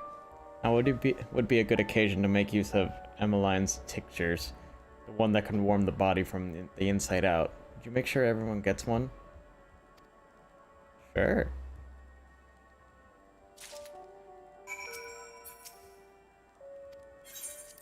Oh, here you go, buddy. Just take this bottle. Warming tincture? I've never heard of such a thing. No harm in trying. But tell me, have you ever heard aught of the city? Though calling it that seems absurd after what's happened. It's nothing but ruins now.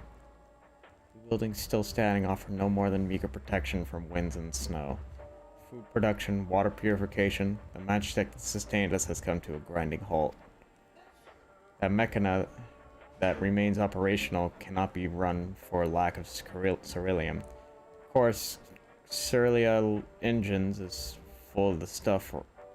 Engines? Engines? I don't know. It's full of the stuff for all the good it does to us. No one here knows the first thing about extraction or refinement. Good job. All is well, yes, never better. There you go. What sweet liberation is this? Is it poison by any chance? Haha, it was a joke. Ha ha ha ha ha. Yeah, okay. If I laugh, 'tis that I may not weep, so said the poet, and alas, my tears would freeze on my cheek ere they fell. Oy. We are the blessed damned to bear witness to the fall of the great empire, while our brethren lie dead or live on as puppets of flesh. First came the war, then came the roar. When morning came, Garlemald was no more. Cacophony of gunfire, explosions, and screams was our beloved capital razed to the ground. From the rubble rose the disheveled remnants, their lavish finery caked in ash as they shuffled mindlessly towards the palace. Each bearing a fragment of stone or metal, an offering perhaps to the architect of our destruction. A hopeful few tried to reason with the deranged, only be beaten for their kindness. I knew better than to plead with the horde. I fled with my health, if not my consciousness preserved. Now I wait with my fellow cowards for our final judgment. What do you want? Well, here, jerk. To help you. The tincture? Is we'll drink it, I suppose.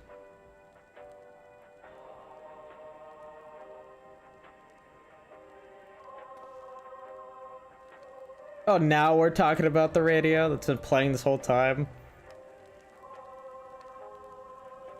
This? It's a radio.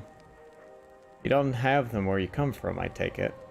We use them to listen to messages sent by others, even over great distances. There are different types, but this model is by far the most popular. Made with quality components crafted with the finest ore. Sourced from Locus Ammonius, it is. Not all that useful since the capital fell into ruin. People at the broadcasting station must have either fled or ended up like all the others, because all we've been hearing is the same music, being played over and over again.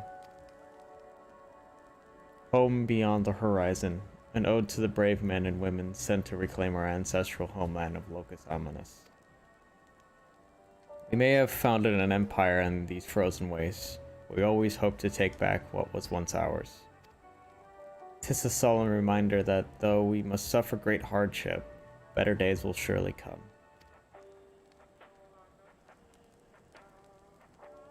Despite everything, I believe that Emperor Varus yet lives, and that he speaks to us through our radios. It was a cunning strategy, faking his murder. He must have foreseen this catastrophe and chosen to conceal himself. that he may one day make his triumphant return. Yes, yes, I'm sure of it. Emperor Varys would not be defeated so easily.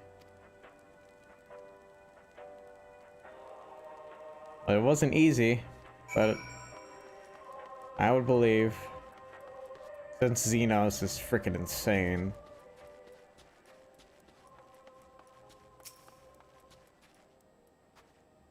What's that?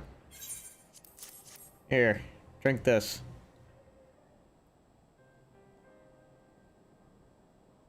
So this is what you gave the others. Thank you. I'll save it for later. Actually, I have a few things to ask you. Alright, what you want? Are you part of the group staying in Laterium? I saw Lager's Vigilis troops heading towards the Magna Classes a few days ago. Are they ones you encountered? There are so many weird things I don't understand. Camp Broken Glass, you call it. And Virgilia and her men are all there now. So how do you reach the Magna Glacies? Did you cross the mountains on foot?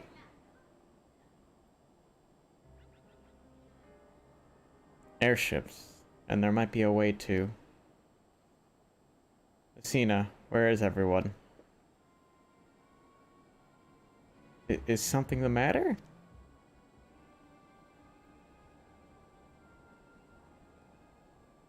A voice from inside, you say? You must be imagining things. Everyone's out here. Perhaps a baby Almasty has found its way into the house, and it wouldn't be the first time. Let the soldiers to scare them off. Wild animals have been roaming closer to the settlements. Some have been known to attack people too. I've just had an idea. If you and yours are strong enough to defeat Agatus, then surely a few beasts shouldn't pose a threat. If you have a mind to continue helping us, perhaps you could head to the other side of the lake. There's a small group of tapers living there, people whose job was to extract ceruleum. They still do, from what we can tell. I already tried asking if they would share their fuel with us, but they're not willing to give it away. They want food in exchange, lots of food. That's something we don't have and can't get on our own. On top of that, to even reach their den, we'd have to make our ways past all those creatures. Would you be willing to go in our place? We only need enough ceruleum to last until the others are strong enough to travel to your camp. If the offer still stands, that is. Oh, and I don't expect you to give up on your own supplies. But there might be another way to pay the tapers. The ceruleum you need, the ceruleum you shall have. You best watch out for baby Almasties while we're away. Yeah. Because I know there's someone in there. Oh, yes, of course. If I see any, I'll be sure to shoo them away. To reach Tapper's Den, you'll have to cross the lake. The ice is thick enough to support a person's weight. But if you'd rather not take the risk, you'll need to take the long way around. Finding the entrance can be a bit tricky too, so it's easier to just look for someone standing guard outside. However you decide to head there, please be careful.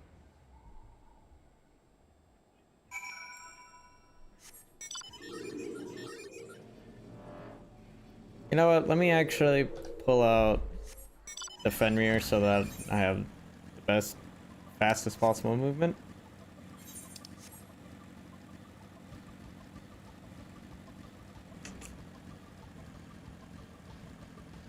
Let's see.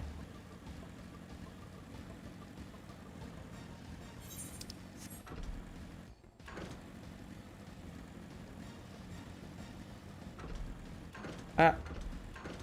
There you go.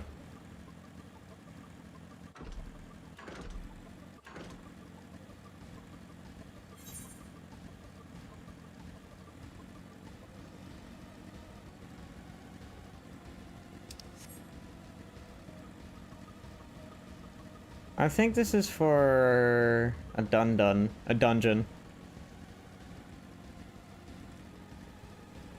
Dapper.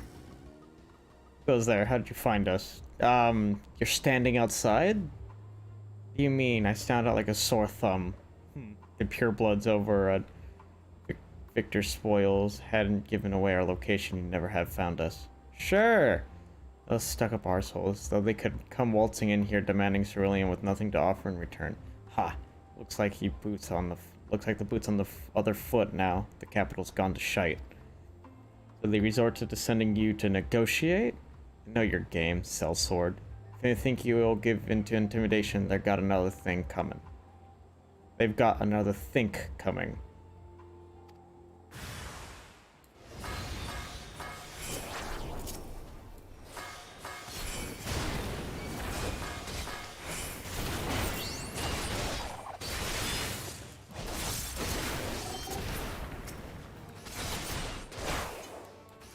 Yeah, I hope so.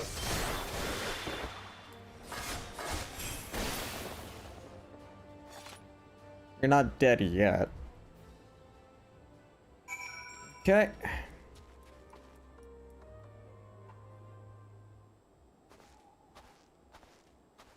There you are. Just after you left, Lucina asked me to go and catch up with you, in case you needed a hand. Someone must have let slip that I have a little experience in transporting barrels of celerium.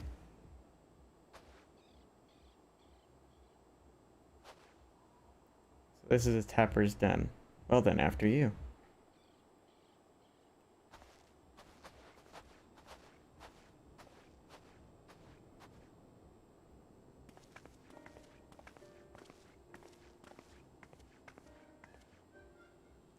Who are you? What happened to the guards? Rosians and rebels here to save the people of Garlemald? That doesn't make any goddamn sense. Why in the hells would you pass up this chance to put those Imperial bastards to the sword? Let me guess, none of you are Garlean. You were brought here from other lands? Garabania, Zangsi, Bazia, Domska, to name but a few. Some dragged here against our will, others fed bullocks about a better life, all put to work extracting ceruleum. All given the esteemed title of Auden, placing us firmly on the bottom rung of the ladder. But the old hierarchy means nothing in the new Garlemald, says we. About the only thing that escaped more or less unscathed is ceruleum engines, still sustaining us even with our paymasters out of the picture. It's cool, the blue flame. We hear you're experts in drawing up ceruleum from the bottom of the lake, but how can you do that if it's frozen over? Ha! Wouldn't you like to know? Trade secrets, I'm afraid. Alright. At any rate, it's not as if ceruleum is used for much these days. What with the city in ruins, we take enough to power our heaters and save the surplus for later. And though it helps stave off the cold, it does sod all about hunger, unless we can trade it away. Speaking of which, be sure to tell your contingent we've got ceruleum by the barrelful. If they're interested, we'll exchange it for whatever provisions they're willing to spare.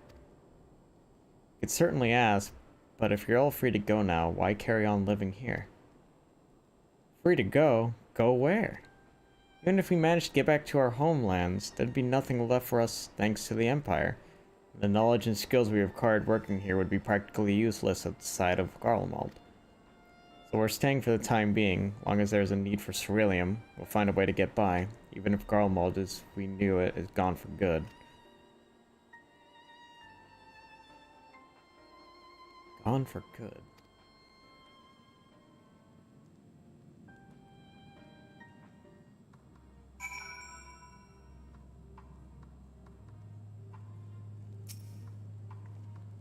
Regardless of what Aylesbury contingent does for the people of Garlemald, the Empire itself is already a thing of the past. For many, that would be a cause for celebration, while for others, their whole way of life will have been turned upside down. All the atrocities committed in the Empire's name, perhaps it is for the best that it is consigned to history. What of the ordinary people, their lives, their stories? Should they be forgotten too? I suppose there'll be plenty of time to ponder that later. For now, let's see about getting some... Oh, excuse me, ceruleum. Alright, let's...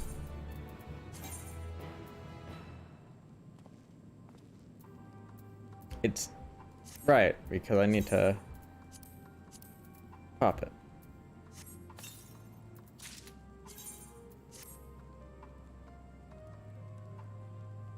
I can't cast a... Yeah.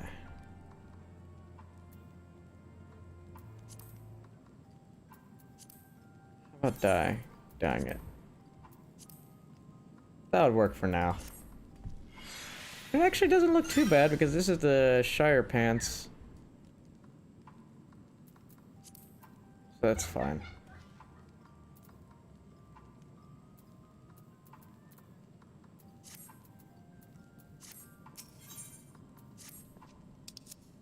You've come seeking Ceruleum, have you? Yeah, of course I have. What? Those purebloods up at Victor's Spoils sent you? To turn their enemies for help? They must be more desperate than I'd thought. Then again, Lucina's got her little sister to think about. Knew it! A sister, but we only saw Lucina and 3 men. It's possible she died from whatever was ailing her. If she needed treatment, I doubt there'd be any way to get it around here. Oh. May have refused Lucina at first, thinking she'd come back with something to exchange, but I could spare them a bottle's worth of ceruleum. Consider it a reward for introducing me to the rest of your contingent. Be sure to send them our way, you hear?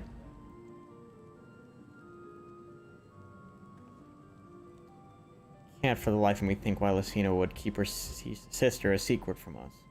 We can ask about that after we've delivered the ceruleum. Come on, let's hurry back. Alright.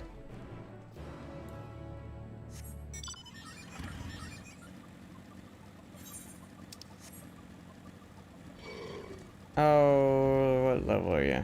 82? Yeah, let's see.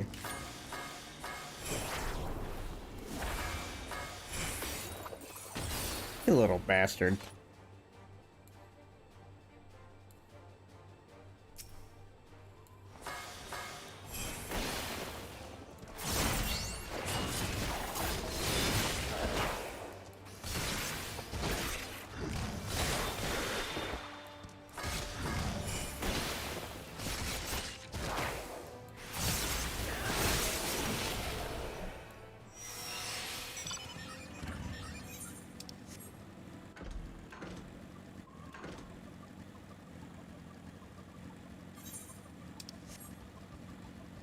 Okay, we gotta go up the stairs.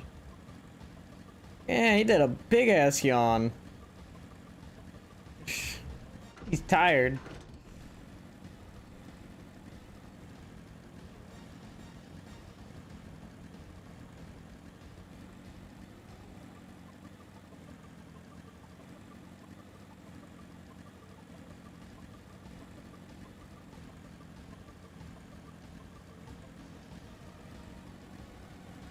All right.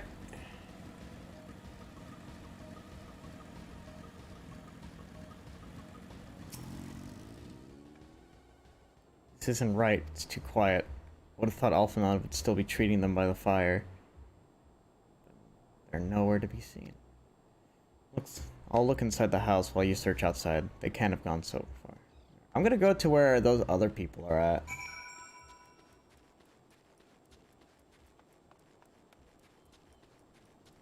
Oh.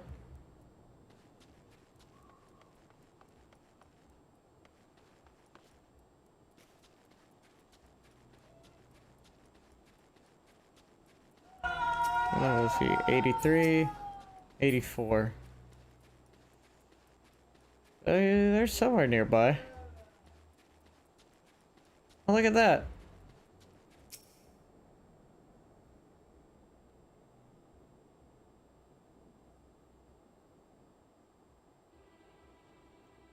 They asked me to help carry supplies, but when I followed them back here, they attacked me. Caught me off guard, forced me to defend myself. Fear they fared rather worse than me. Can't fool us. We know what you're about. Vultures, that's what you are, waiting in the wings for us to show weakness, then you swoop. And then you swoop. Here to help? What rot, all a ploy to make us lower our guard. Let you in, put ourselves at your mercy, put us in chains, steal our land, get your revenge? What revenge? You're wrong, that's not what any of us want. Well, never mind, there's a lot of reasons for revenge anyways, but that's not why we're here. Save the arguments for later. We've got bigger problems. Found empty medicine bottles and a bed that was still warm. It's true, Lucina was hiding her sick sister inside the house. Why should I look surprised? But now there's no sign of either of them. Where are they? Where did they go? Away from you and yours, and if you think I'll tell you, you're a fool. I never give up my people. We're trying to help them, you idiot. Her sister's ill. The empty bottles prove it. So the medicine ran out, or she put it in her pocket to make it easier to carry, or to avoid the sound of clinking glass. There are beasts everywhere. How could you let them go alone? To protect them from you. Are you stupid? You invade our homeland, tainted with the same source we used to slay our countrymen. A Garlean should sooner die than suffer the insult. Better for them to flee, keep their purity intact, than be corrupted by your vile magics. We were waiting for a chance to free them, since the moment you arrived.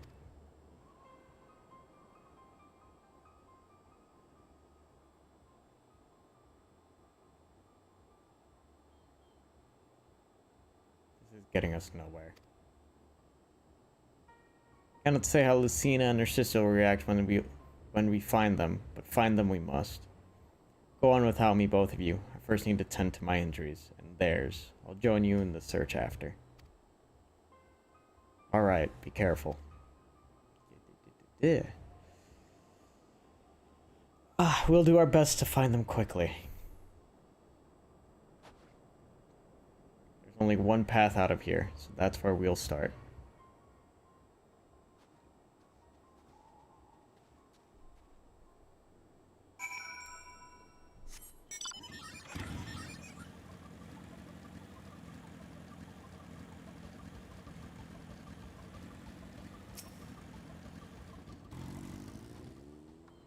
Sets of fresh footprints. Young women, judging by the size. It's definitely them. Come on. Okay.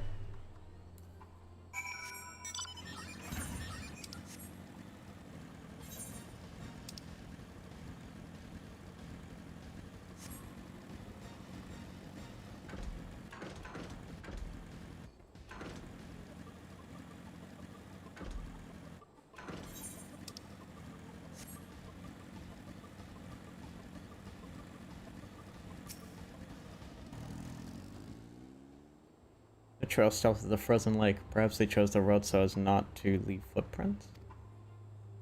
I can't think of any other reason to look at this place. It's crawling with beasts, and I can only imagine how hard it must have been for. Okay, I could really do with help on the top, but we can't afford to wait for him. Okay, copy.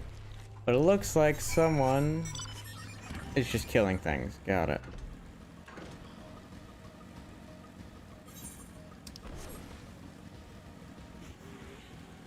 Oh, over here.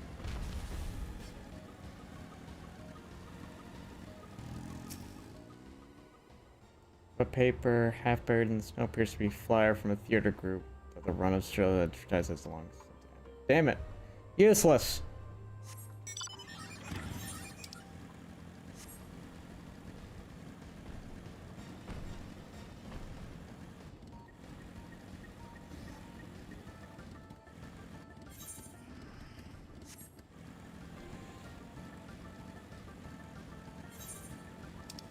Fuck it.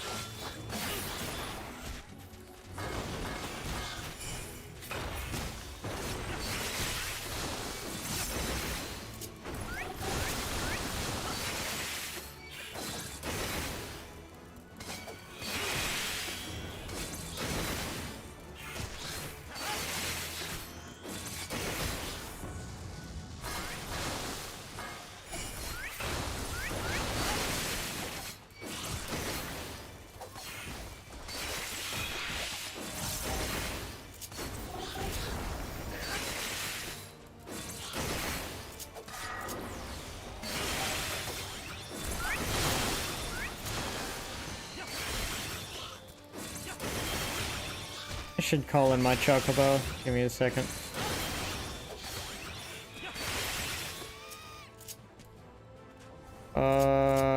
That one.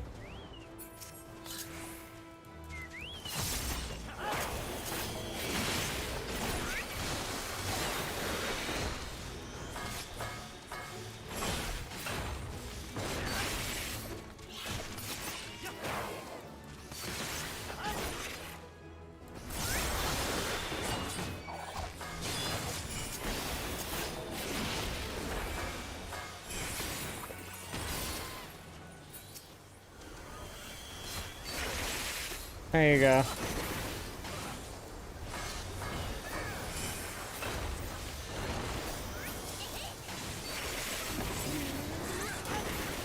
This is the Fate Farm.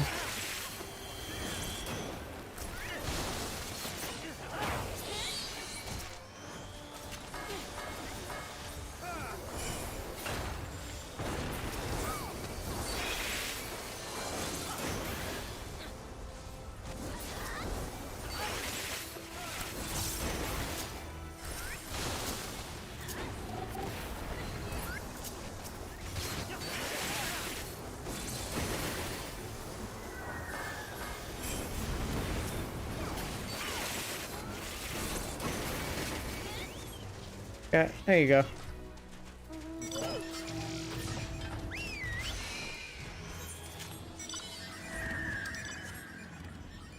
Alright, now let's get back to, oh. I'll have to go and grab that. Probably later, not right now. Oh, fresh blood. How nice.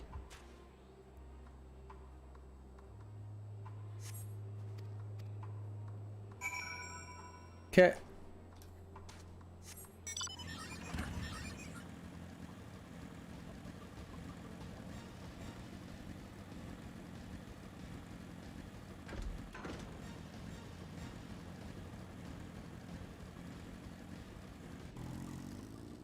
They might be dead. I think they are. She's bleeding. They're both bleeding. With the radio. Two bodies are already cold. They're both dead.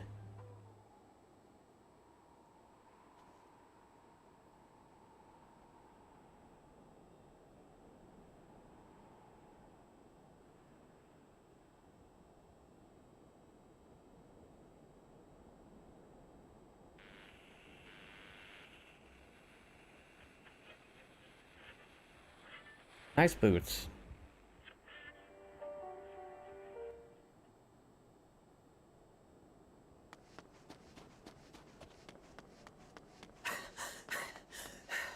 Oh, there's actually voice acting.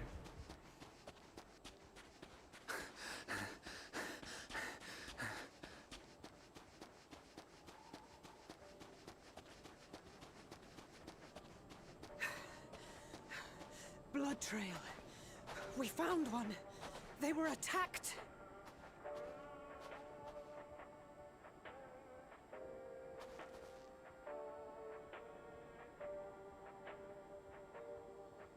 No. Yeah, we're too late.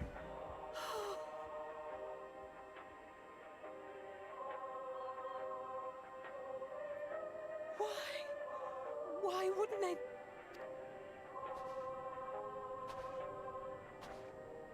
Safer to brave the wilds than trust in our magic.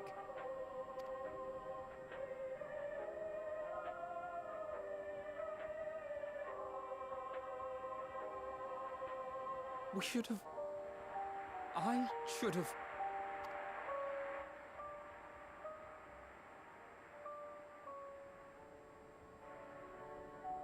We can't leave them like this. We have to take them home. What if we're only making it worse?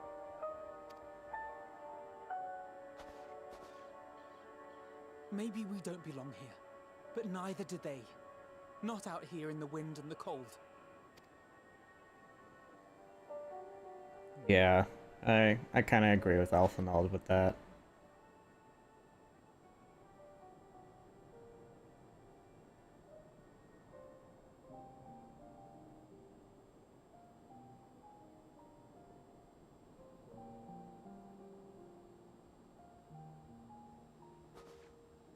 I heard the story about Varus's voice from beyond the grave. Of course, I didn't believe it, but Licinia and her sister did. Perhaps there is something to the tale after all.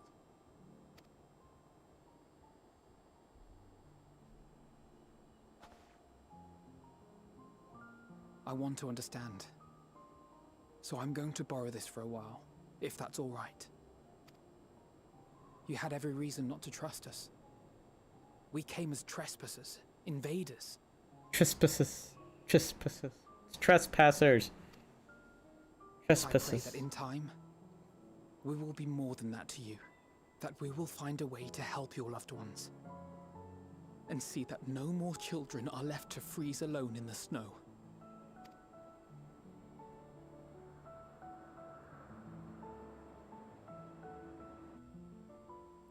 Very unfortunate.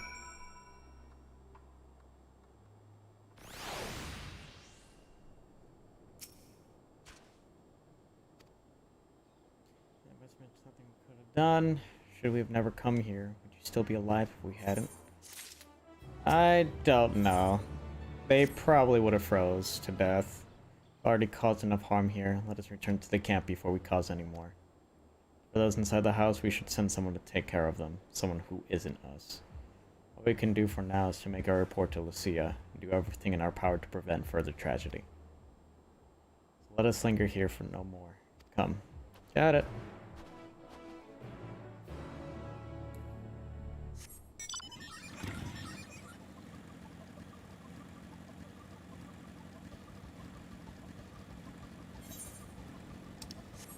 Well, yeah, fuck it.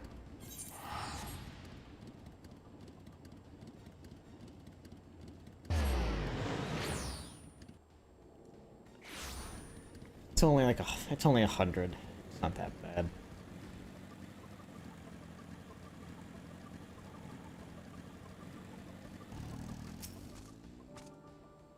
I was saying Alpha told me they have finished their preliminary search for survivors, but refrain from saying much more than that.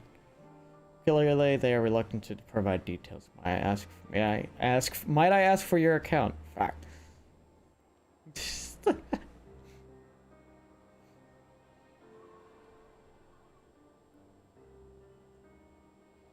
Thank you for your report.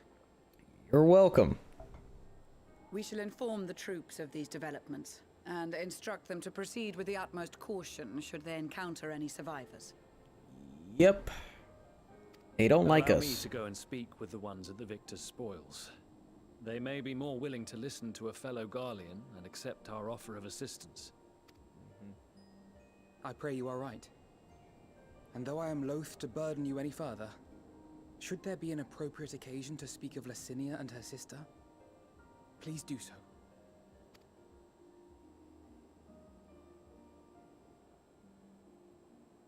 I am sorry to have put you through this. My distress is nothing compared to their suffering. Yep. So tell me, what else have we learned?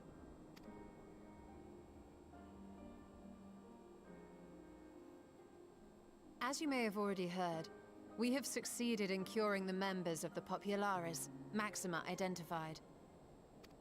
Okay. They have provided us with some intriguing insights into the current state of Garlemald.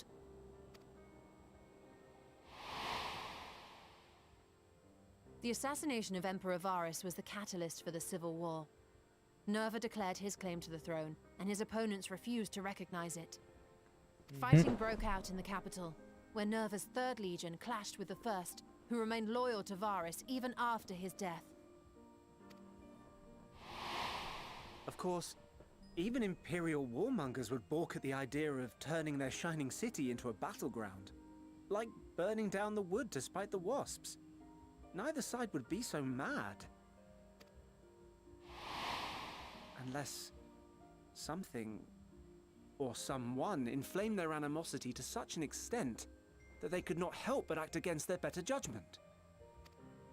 Yeah, I wonder who that could be. It brings to mind events of the Gimlet Dark, does it not? The Emperor's sudden withdrawal from the front lines, specifically. Nerva and his father, Titus, Varus's then political rival, took advantage of rumors that Crown Prince Xenos had been possessed by a demon. Elidibus, what better way to disparage your enemies than with the truth, or a close enough approximation? Yep. Indeed. But before their accusations could be substantiated, many of Titus's followers were silenced. While some were merely stripped of their status, others died under curious circumstances. One after another, suddenly and suspiciously. Again, Elidibus. Like as not, he had a hand in it. No evidence was found to implicate Varus, certainly. Nevertheless, Titus, Nerva, and the Third Legion would have judged it a brazen attempt by the Emperor to rid himself of his political enemies. Yep. And then, in the midst of this growing turmoil, Varus Sosgalvus is murdered. And Garlemald's own prodigal son, Gaius van Belsar, is named the murderer.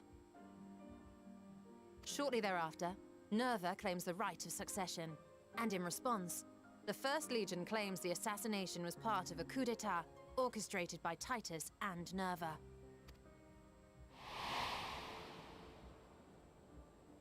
So no one is at fault, and everyone else is to blame.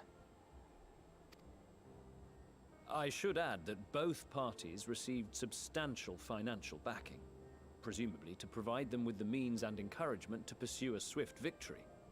And that these contributions came from the self-same benefactor. Oh?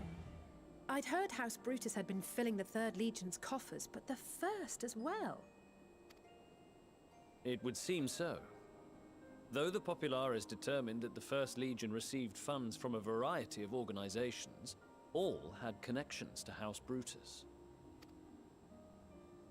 So Fandaniel, in the guise of Asahi, was playing both sides against each other the entire time. The information we gained from my friends does not end there. One night, shortly after fighting broke out, the capital was shaken by an immense tremor. From that point onward, they have no memories, no recollection of any events, including our clash on the Magna Glaciers. But when asked about the Imperial Palace and its bizarre transformation, they somehow recall Emperor Varus giving them orders in their dreams. May the Tower of Babel stand as testament to the glory of Garlemald.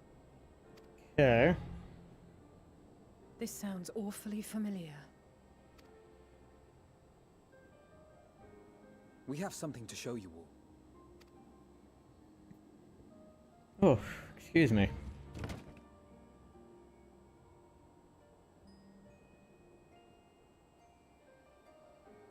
Varus spoke to them through this radio.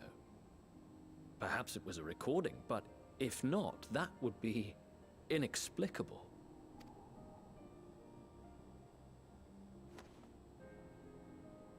We are of one mind, then. Oh? The ether that permeates the ore used in this device is almost identical to that of the talismans. I see it.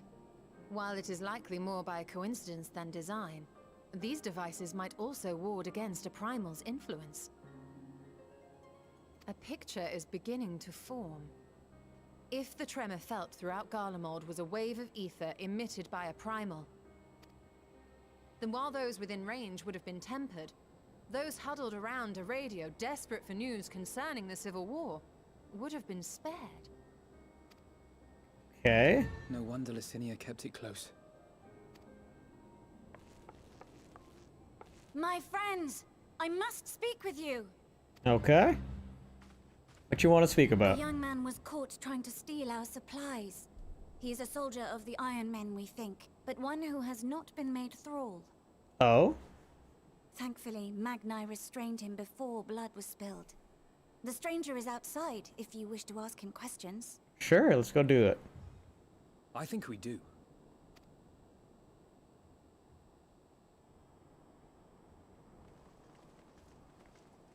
Blue hair. Awesome looking coat with Who the do little we have dagger on the here? back.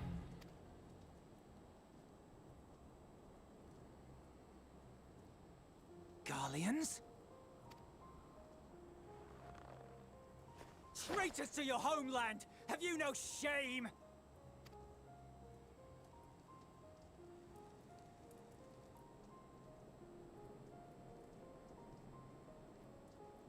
I am Lucia Junius, a Temple Knight of Ishgard. And you are? Jullus Pier Norbanus. And that's all you invaders will get from me. Racist. We are not here to invade Garlemald. Far from it. Like you, our allies in Eorzea and the Far East fight in defense of their lives and their loved ones even as we speak. But it is the people of Garlemald who have suffered most. This we know. And that is why we have come to offer you our aid, that we may unite against our common foe.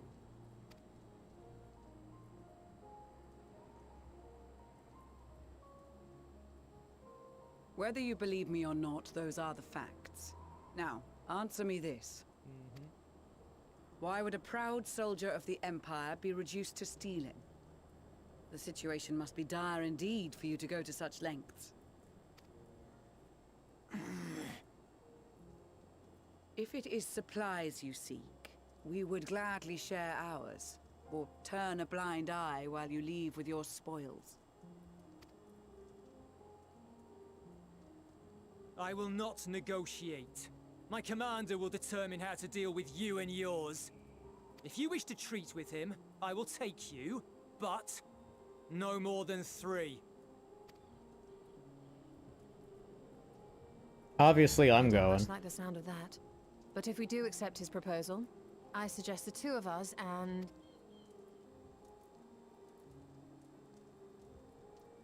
Please allow me and Alize to act as envoys. May I ask why? We have seen with our own eyes the hardships the Garleans face. How their futures and lives hang in the balance.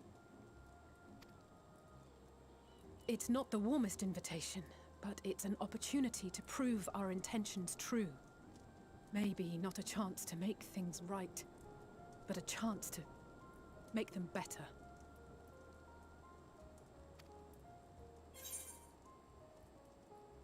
What would your mother say if I let you two go by yourselves?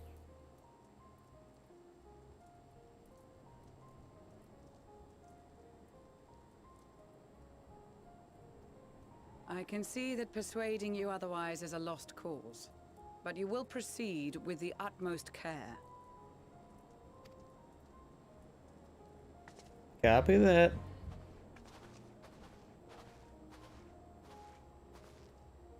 Couple of children and what? A sellsword?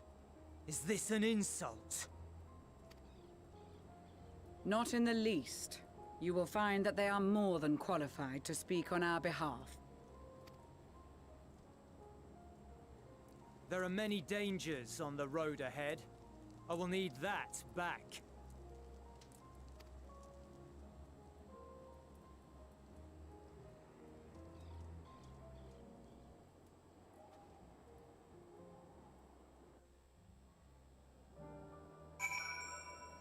What a dick.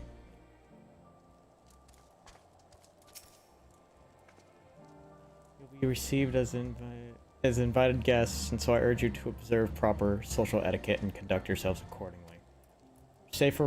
Your safe return takes precedence above all else. Remember this. Thancred, in particular, will be worried sick if you're gone too long. May the Fury watch over and keep you. Okay. Alright, Blueface, let's go. Are you and the children ready? We'll explain the route once we are outside your camp.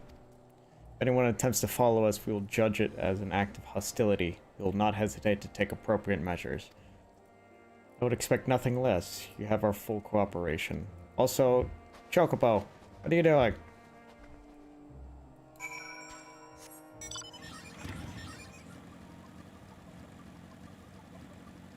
And I'm sorry, man, but you would get fucked up if you tried. Alright, this is far enough. Listen carefully. We head over that hill, and follow the road until we reach Liminal Station 4. Children in the lead. I want you where I can see you. We do have names, you know. I'm Alice, and he's Alphanod. And last but not least, there's Hobbit. Hobbit. I never heard that before. No matter. Alphanod and Alice. We'll watch the road ahead, while we bring up the rear. Wasn't lying about there being many dangers, so you're to run, not saunter run, towards the station. Even think about going out for your weapon, the deal's off. Should any creatures bar the way, we'll go around them. Okay, once you choose to depart, Julius will accompany you. Alpha non LSA will then begin moving towards the destination. Make your way to the... Yep, got it. Ready to make a dash for the station? Sure, let's go.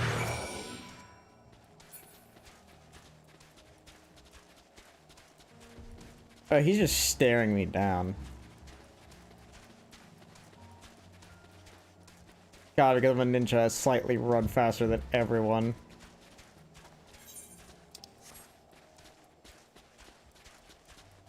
The road he mentioned.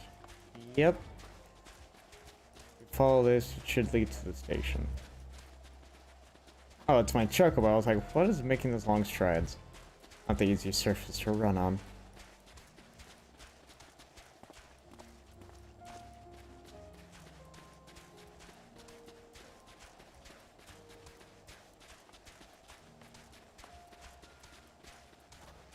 Better not draw attention. You know, the funniest thing is we're very strong too, so... Station, I presume?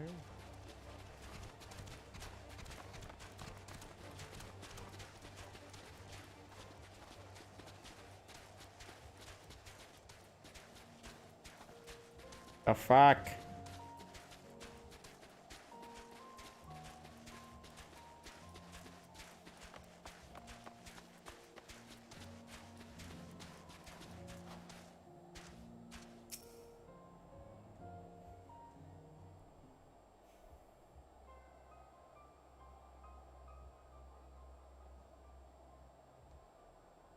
This is it.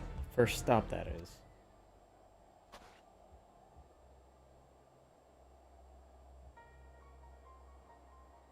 Good. Looks like your friends knew better than to follow us.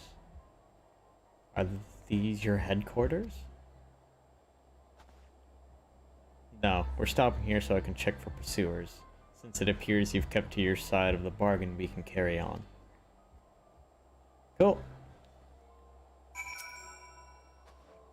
North of the station is Rogio Domorium, one of the main residential areas, or at least it was. The afflicted roam the streets in packs. They'll tear us to shreds if given the chance. Keep close. No wandering off. Understood? Sure! 425. These boots might...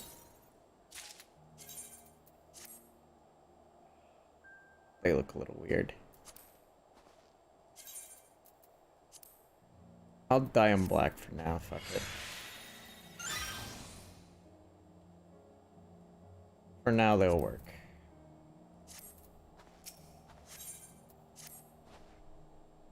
From here, we'll be heading northeast. Keep to the left of the railway. While the route itself is straightforward, getting past the hordes unseen is anything but. Keep your weapon at the ready. They would attack their own countrymen? Aye, they spare their own but slaughter the rest without hesitation. Though we'll try to avoid detection, the chances of sneaking by completely unnoticed are slim at best. I'll lead the way, but in the event we are seen, you're to fight them off. Those two will follow us, provided they can refrain from drawing their weapons. While I doubt they would foolishly enough stab their guide in the back, I will not take that chance. With that said, let us proceed.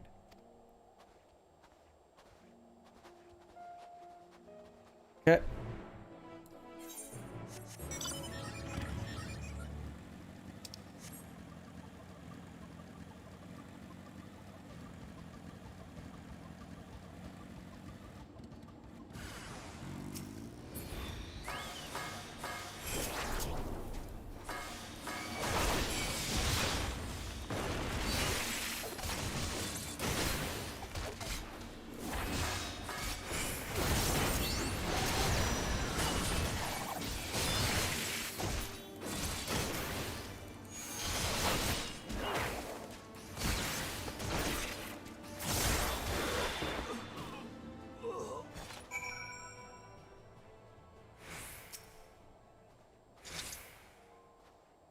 see why your comrades chose you. Julius, our contingent has a cure for the afflicted, or tempered, as we call them. Your people would need to be taken into custody that we may administer the treatment, but they would eventually regain their sanity. If that's so, for all I know, your treatment would simply force them to forsake one master for another. As far as I and my legion are concerned, they are no longer our people. They're beyond saving. Those who thought differently and tried to reason with them were butchered for their bleeding hearts. Come, we have to keep moving. Jesus.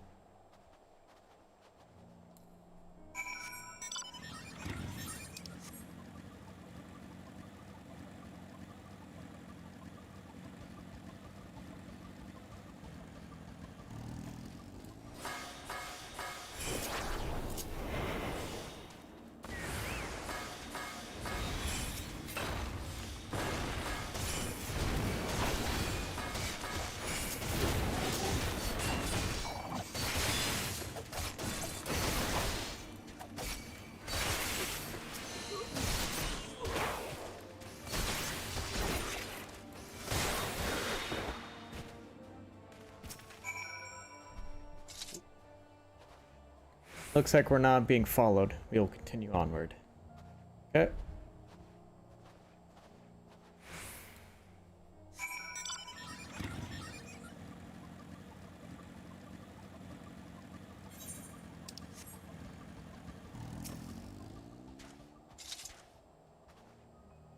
I meant what I said. These people deserve only death. I stayed my hand before only out of a desire to remain undiscovered. That is still the higher priority. We should continue to avoid any unnecessary confrontations. Keep following the railway.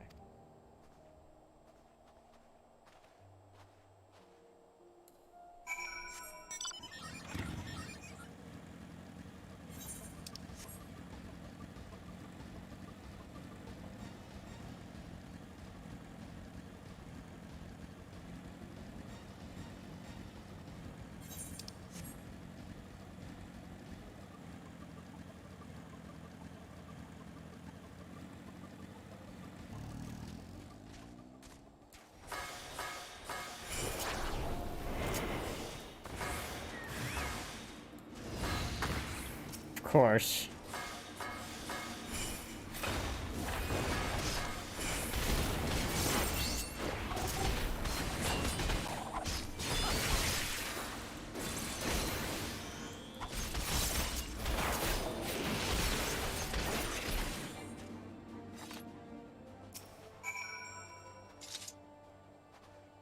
Look at what they become. Would you still stand there and claim that they can be cured?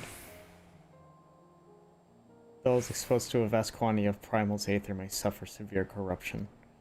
Even with treatment, such victims are beyond salvation. Then you admit it. Now that you've seen these monstrosities for yourself, perhaps you'll think twice before speaking of a cure.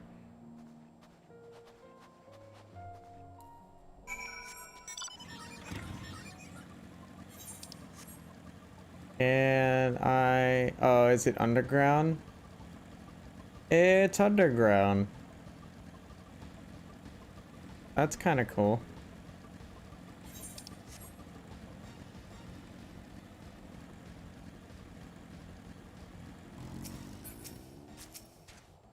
Jesus Christ, we're almost there. You have to keep to your side of the agreement, so I'll keep mine this way.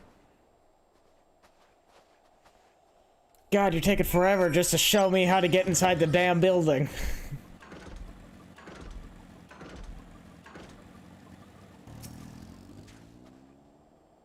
Turretium, one of Garlemald's largest stations. It will now serve as our headquarters. I already set the twins ahead. We'll be with you soon, so wait for me at the bottom of the stairs. Oh, wrong one. Whatever.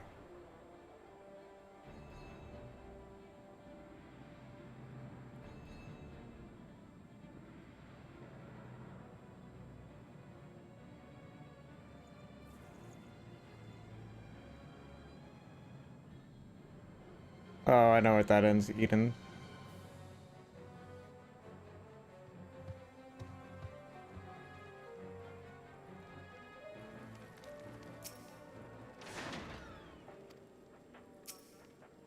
Damn it. Okay.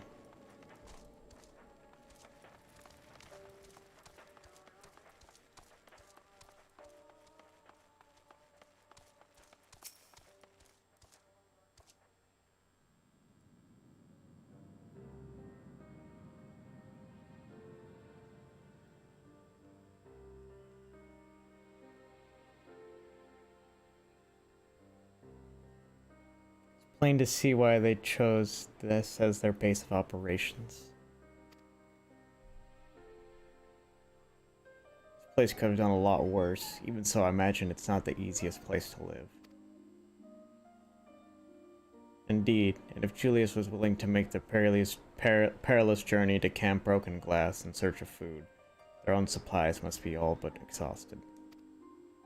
They may be shielded from the wind and snow, but it's still bitterly cold. Much like Victor's spoils, it must be a constant struggle to keep their people warm.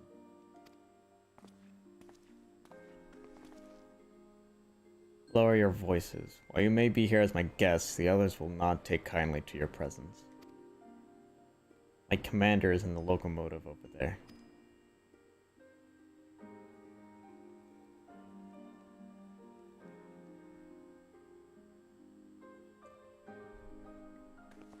Copy that.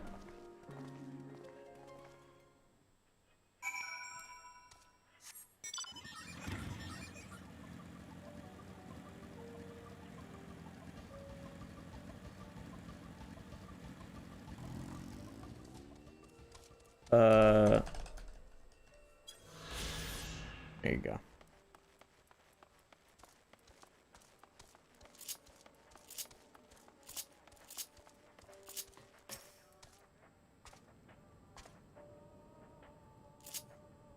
I fortunately don't need these.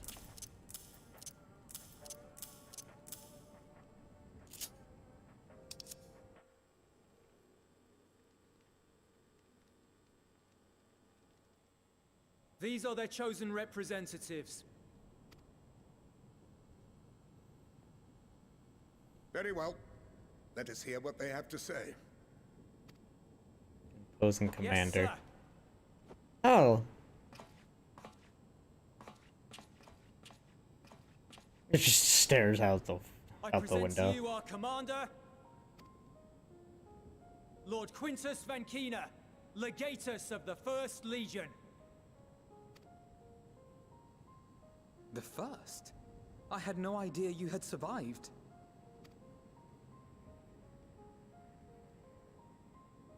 We lost our emperor, our city, more than half our troops. For my wounds, I may never take the field again. But we survived, aye. Bitter. In a manner much to your liking, I dare say. We have no intention of adding to your misfortunes, nor do we bear you any ill will. Spare me. Though you children may speak in earnest, overtures of peace ever ring hollow in my ears. So long as man stands to profit from his neighbor's suffering, war is inevitable. Yeah. Right now, that's not what it is. Driven from our ancestral homeland into this blasted waste. Yet still you yearned to rob us of our paltry scraps. 'Twas only with Magitech that you learned to keep your distance. Though we knew it was only a matter of time before you regrouped and returned. Conquest and Empire were our only defenses. Emperors Solus and Varys understood this, and through their campaigns saw us grow and prosper. Much blood has been spilled in Garlemald's name, aye. But if it is a choice between yours and mine, then it is hardly a choice at all. I do not deny that a great many conflicts throughout history were driven by the desire or necessity to gain by another's loss. That is not why we are here. Nor have we come to petition your aid in the war with the Telophoroi, grave though that threat may be. Our purpose is simply this. We wish to help you. Let us help you. If there is aught that can be done to ease your plight, we would be glad to do it. Perhaps you would. Bitter. But regardless of the ideals you espouse, your leaders would not send an army into Garlemald if they did not stand to benefit. If we accept their aid, they will expect their efforts to be rewarded once the Telophoroi are no longer a threat. And after compensation and concessions, the great empire would be brought to heel. Her enemies rejoice at her downfall. Our third eye, a mark of shame. We won't stand idly by and let your people be humiliated. And we're not alone in that. We only want to make a difference. To make this world of ours better. Surely you can understand that. Hopefully they can. What I'm trying to say is, there are so many people who just don't care about making you suffer. And maybe that's almost insulting after all the suffering you feel the world has subjected your people to, but believe it or not, that's the truth. And now we're here, and all we're asking is for you to tell us what you want, what you hope for. So much blood has been shed, so much lost. All because of this endless war. Who wouldn't want to end it? Can we not work together to face our problems as one?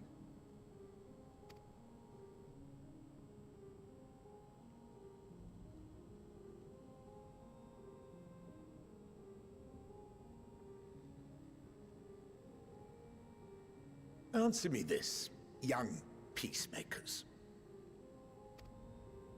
If a world without conflict is your desire, why reject the unity and prosperity of Garlemald? Is it because we do not share your faith? That we do not share your heritage? That our ideals and virtues differ? That we cherish and hold in the highest that which you do not? Disparity is the root of discord, and peace built on compromise is flawed and fleeting. Happiness for one and all is a dream, and the reality is that to the victor go the spoils. Yikes. That is why we Garleans will never submit nor surrender. For freedom and for pride, we will remain true to ourselves until the bitter end. That is my hope.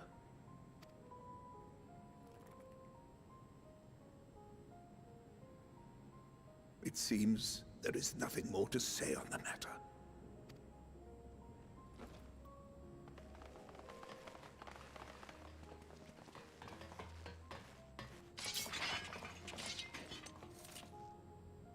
Wow. You will remain here while I decide what is to be done with you. Do not be alarmed. No harm will come to you if you cooperate.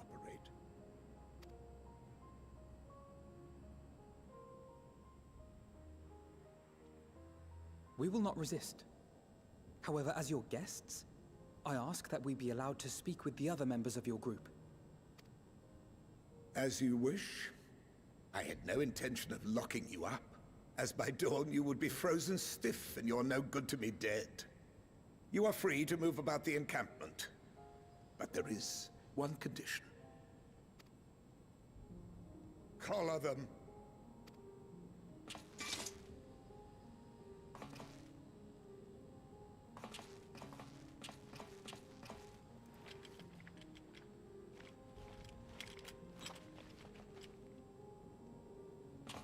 What are these? Bombs. Incentive. You'll be watched at all times. Stray too far or act suspiciously, and we will administer a rather painful shock. Oh, they're shot collars. Okay. Stop. Keep away from that one.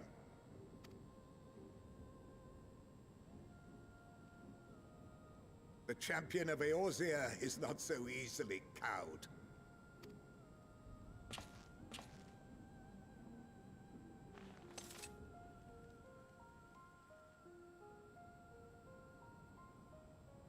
Even if he allowed himself to be collared, the shock would be no more than an itch. Huh. No. If he refuses to obey, we will activate the twins' restraints instead.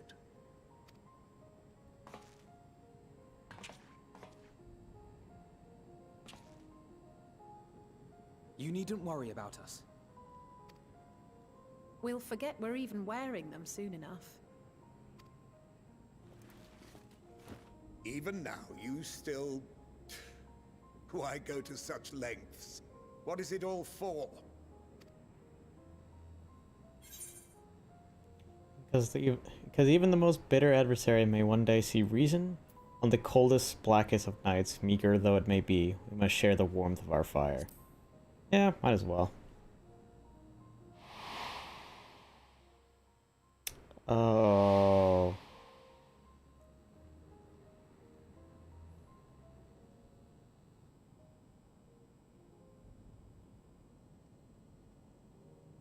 You are a curious one.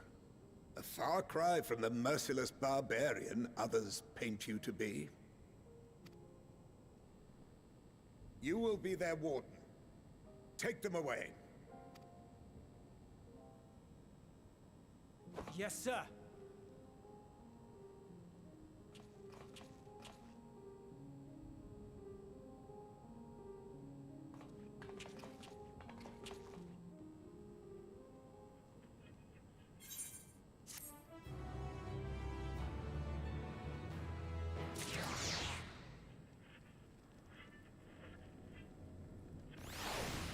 Okay, can I now?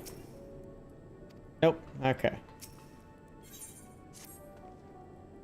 Per Lord Quintus' instructions, I am to supervise you during your time here in Turretium. Let me move this just slightly up.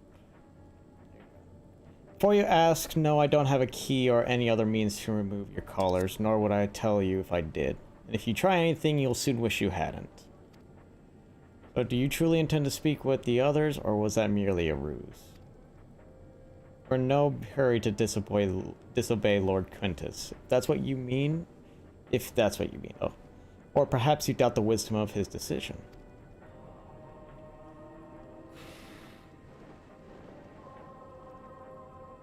Do as you will, but remember, I'll be watching. If I catch wind of you doing anything untoward, trying to trick our people into turning their coats and the like, those shock collars will be the least of your worries. Understood? We're somewhat compromised, to put it lightly. Let's not waste this opportunity. I suggest splitting up and learning what we can of their situation. Above all else, don't use magics of any sort. You, on the other hand, may go wheresoever you wish, even outside the camp. I know full well I couldn't stop you if I tried. But do not forget, if you do anything to endanger us or our interests, Alphinaud and Alice will pay the price. Cool. Came with Julius, didn't you? Well, whatever business brought you here, you'd best keep your hands off that aetheryte. It's deactivated, but I'd rather you didn't mess about with it. There are others throughout the city, built by Garleans, for Garleans. Could teleport all over in the blink of an eye, provided there was a terminal nearby. These days, however, we must use the aetheryte's power to keep this place lit, though that comes at the cost of its normal function. Okay, that makes more sense. Octavia. It's a warframe? It's you, Hobbit Winter. I served under Lord Gaius in the 4th Legion. I was there on the night the Praetorium fell. Oh shit. You and your adventurers, you killed them. My comrades, my friends, swept them aside in their dozens as though they were nothing to you. I generally eat food when I'm doing the Praetorium, so... Maybe I am too, just another faceless enemy to be cut down. But it won't be long until our countrymen return, until you get what you deserve. Mark my words. Do you want to talk to Gaius? I could probably hook you up and then he could change your mind, because we're kind of chill. It's so cold. Soldiers in the fur. Oh god, he's about to lose consciousness. Oops. I'd rather mess with that last. on. I like the headpiece. It's not that bad. I know who you are, the so-called champion of Eorzea. Come to gloat, have you? I'll wipe that smirk off your face. By the blood of our fallen compatriots, I swear I'll... Ugh. Oh, damn. Toward the soldiers. All the times, the worst of the lot within striking distance, and I can't even muster the strength. If it weren't for the third bleeding us, we'd be the end of you. Vergilia's treachery nearly cost Lord Quintus his life, but we made our escape, took shelter in a mansion, tended to the wounded as we prepared to strike back. And then, night fell, and we gathered around the radio. The roar, the terrible roar. The capital was in chaos, but we were spared. You can call this a mercy, mind intact, but body broken, a soldier in name alone. I'd cut you down where you stand if I could, murderer. I can't really say much. What?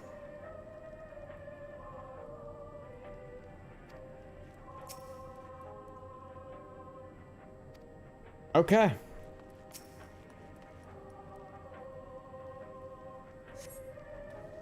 This raid is the same model as the one used at Victor's Spoils. Perhaps it is what has saved the soldiers here from being tempered.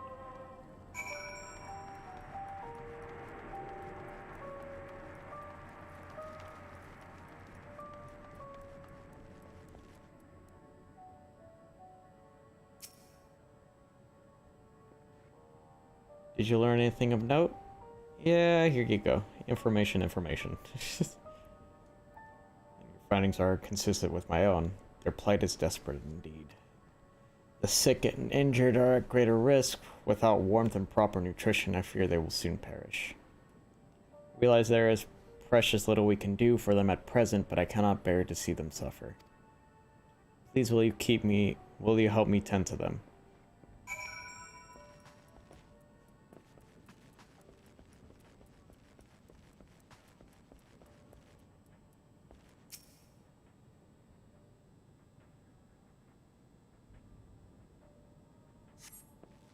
There, my eyes, I can't see all that well. Ah, thank you. The numbness has subsided a little. But I know I won't last much longer. You should look to the others who can still fight. Give them my ration. If me going hungry means someone else lives to see another day, so be it. At least I can still serve in that way.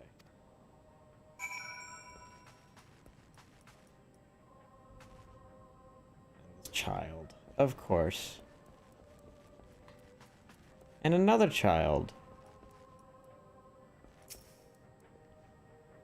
For those who met those you met fare no better? I was afraid you would say that. I know we were warned against meddling in their affairs, but we can't leave them like this. Perhaps we might gain permission to have the contingent deliver supplies. Quintus may have made this feeling of the matter quite clear, but even he must recognize they are not in a position to refuse help. Maybe Julius could persuade him, that we'd need to persuade Julius first.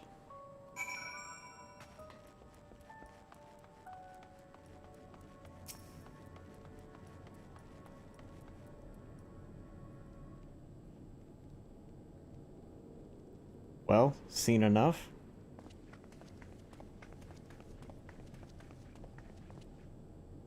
Julius, the people here have barely enough food and fuel to survive.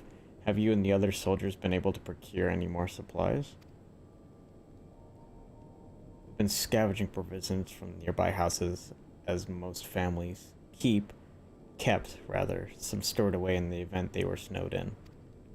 Still, going out and getting it is dangerous work, and we've a lot of mouths to feed. Fuel is the greater concern, though. We have some ceruleum set aside until it was stolen. We haven't identified the culprit. Could have been other refugees or one of the afflicted for all we know. Either way, we're down to the last dregs. Without the heating they need, those in poor health are only going to get worse instead of better. If it's ceruleum you need, our contingent has secured a ready supply. We can have some sent over. We will not accept your charity. we can hold on a little longer, the situation is sure to change. Aye, everything will change. One of your comrades mentioned something along those lines. Those mysterious countrymen of yours, I assume.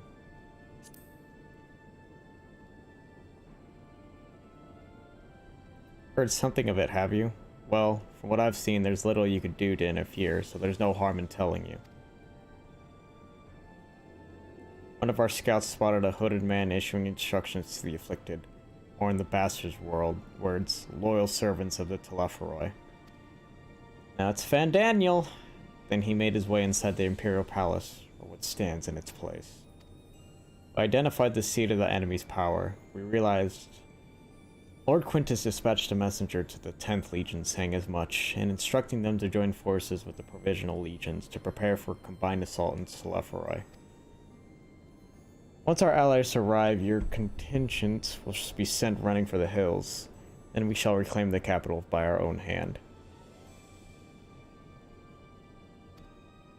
You think you can, then go for it. How do you intend to survive in the meantime? At this rate, many of your countrymen will perish long before reinforcements reach Garlemald. They need help now. Say the word, and we will bring your cerealium.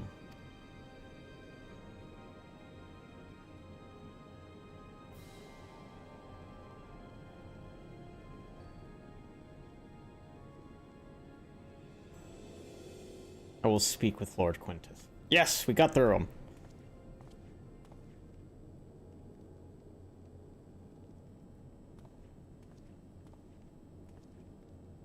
So, did he agree to it? No, he will not place Garlemald in the debt of her enemies. I have, however, been ordered to search for cerealium outside. As you are under my watch, you will come with me.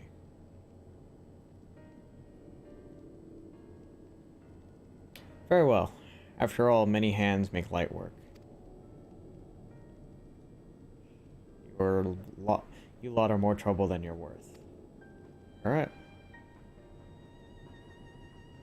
Once we are outside, you will follow my instructions to the letter. We depart shortly.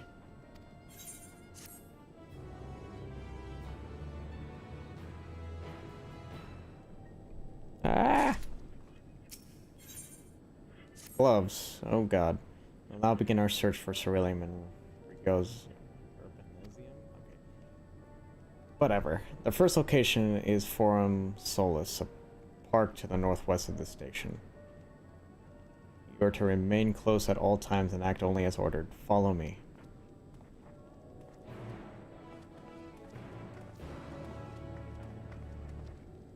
Hold on a second. Let me check something.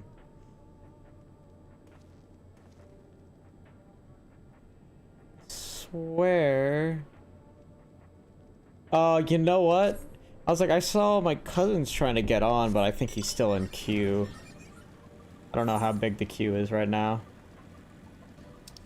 But apparently big enough to where, he's still not in. I think he's been waiting for like an hour or so.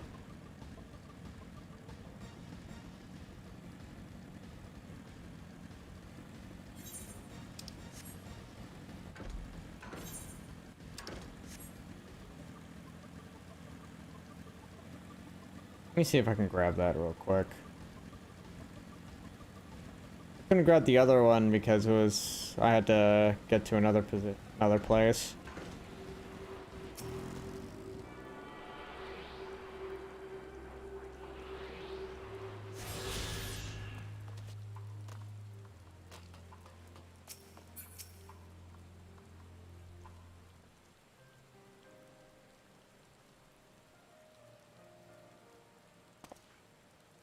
This is the park. I'm surprised they found space for one amongst all these buildings. Actually, the recreational area came first. The houses were built later around them. A healthy society requires communal space for children to play and adults to socialize. The park was named after the founding father of the empire, the great Solus Sos Galvus.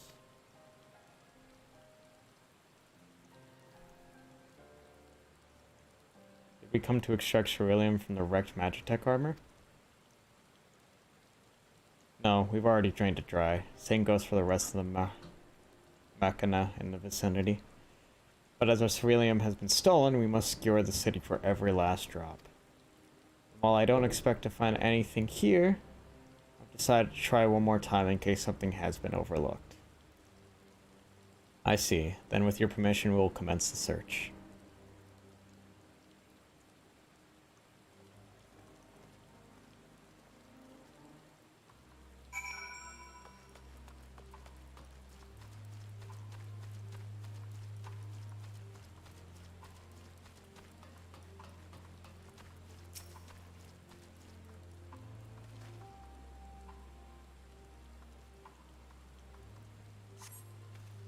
Curiously, inspection of the wrecked Magitech armor confirmed that the fuel canister has long since drained of ceruleum, as Julia said. Okay.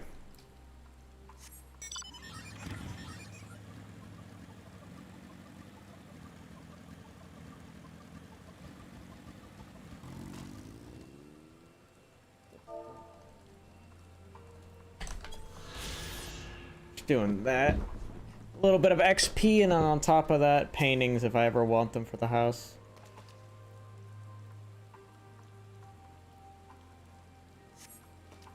Contraptions built in style of Imperial War Machina, and armed with a battery of weapons, capable of transforming into a different configuration, but on closer inspection it appears to be no more than a children's slide. Okay, I was like, what is all that information it's trying to go? No. This is a little park that children went to. There's nothing more to it. I was gonna say, can't I just kill that for its solarium?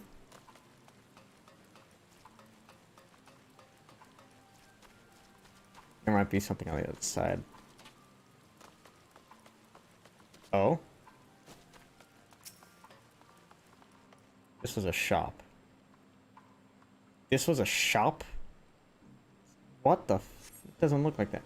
Though rather small by Garlean standards, the structure is reminiscent of a merchant's stall. Perhaps it was built for children to play as shopkeeper. That makes more sense. What is that? I keep getting those. There's nothing inside resembling Magitech or any other devices that would be fueled by ceruleum.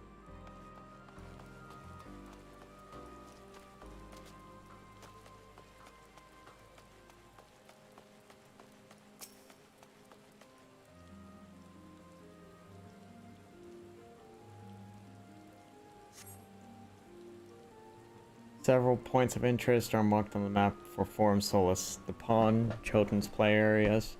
To your knowledge, however, none would require the use of ceruleum.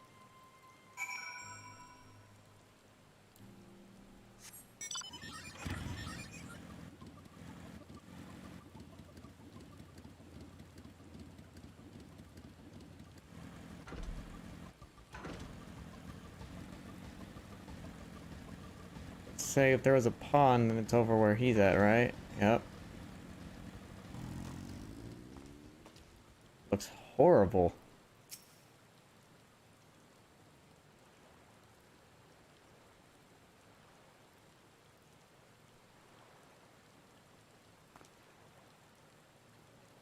Oh, it's you. Any luck?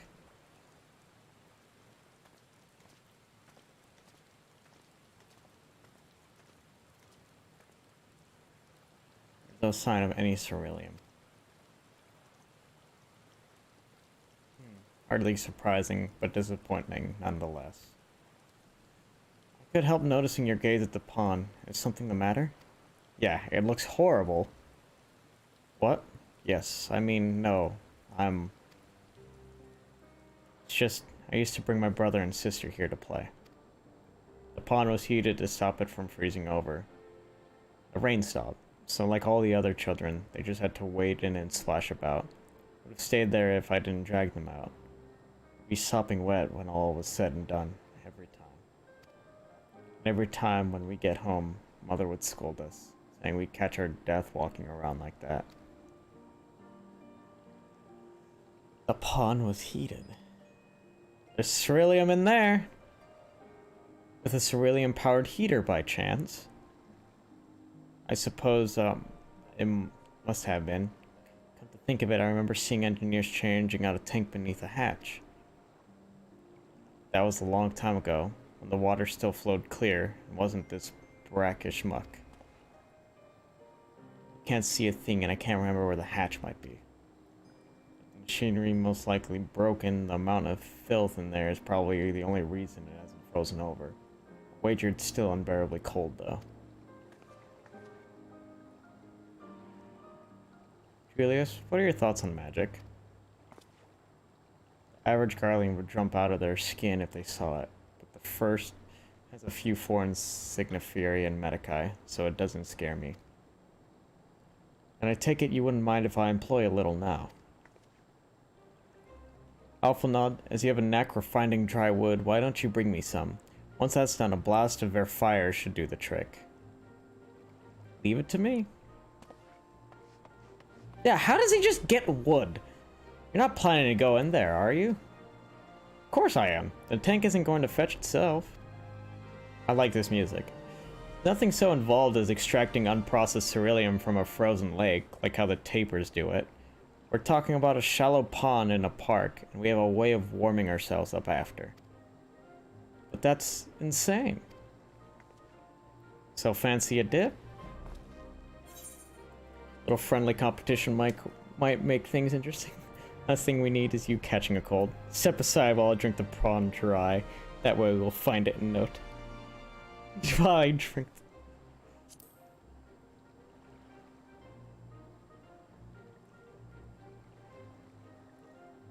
That may be the stupidest thing I've heard in a while. That's saying something considering who my brother is. Can't fault your enthusiasm though. Let's do it my way first. If that doesn't work, perhaps then you can try your method? With Alphanod's help.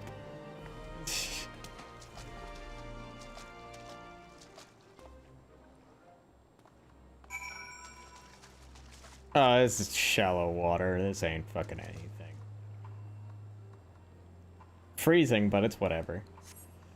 You delve into the murky water, but come up empty-handed. Tad injury to insult, the icy wind on your damp clothes chills you to the bone. Chilled to the bone. Oh, it take damage over time. Nice. That could kill some, like, very low-level characters right there. Delve into the murky water, but come up empty-handed. Tad injury. Yeah, I'm cold. Got it. Oh, this one's taking a minute. I think it's it. Delve into the murky water. Yep.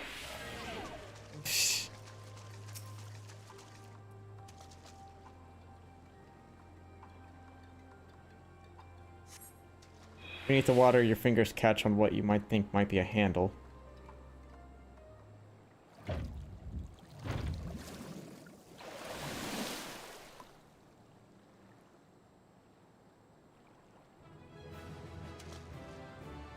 God damn it.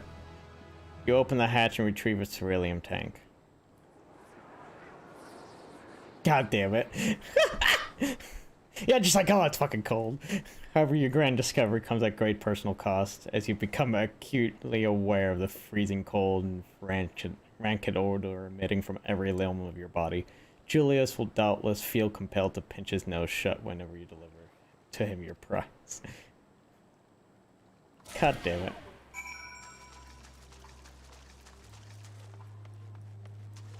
Hold on, let me talk to her. You found it? There's another one around here somewhere. She wants to find it before me. You find anything? I hope you did. Here you go. That's it. There's still some ceruleum left. Oh, the fire's still not ready. Hold on, I'll give Alphanod a hand.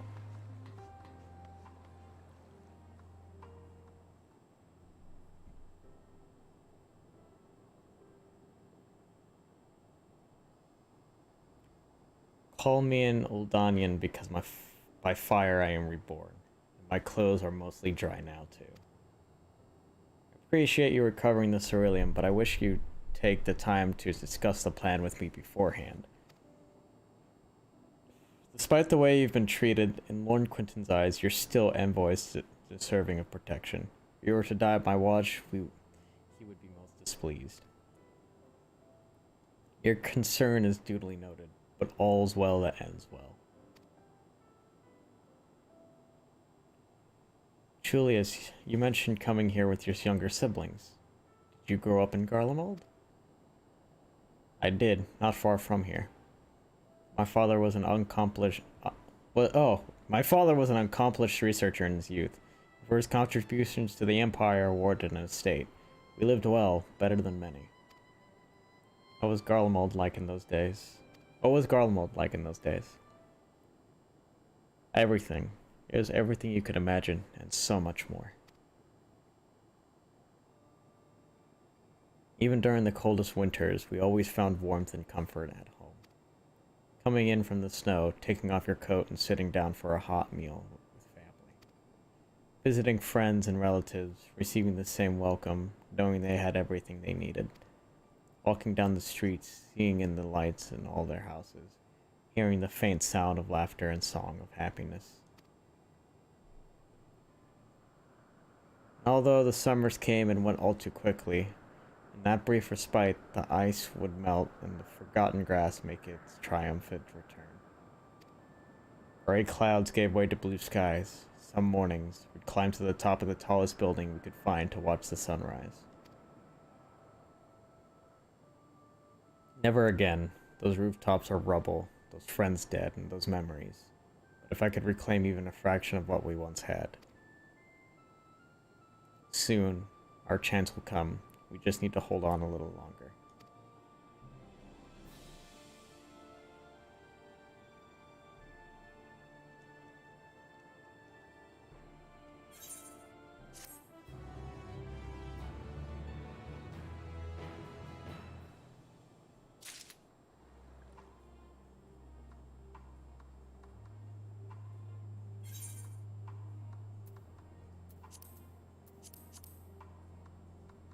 Oh, I fucked up.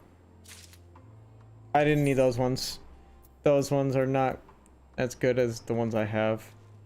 Damn it. Well, fuck it, I guess.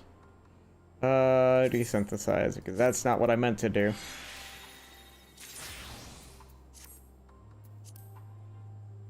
Oh, I don't think I have this card. I do have that card. God damn it.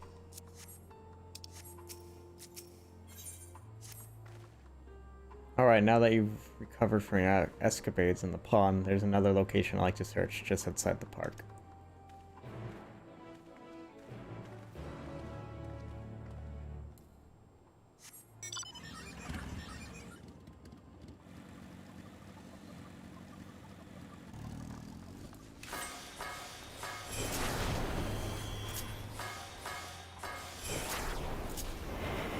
Was gonna help him.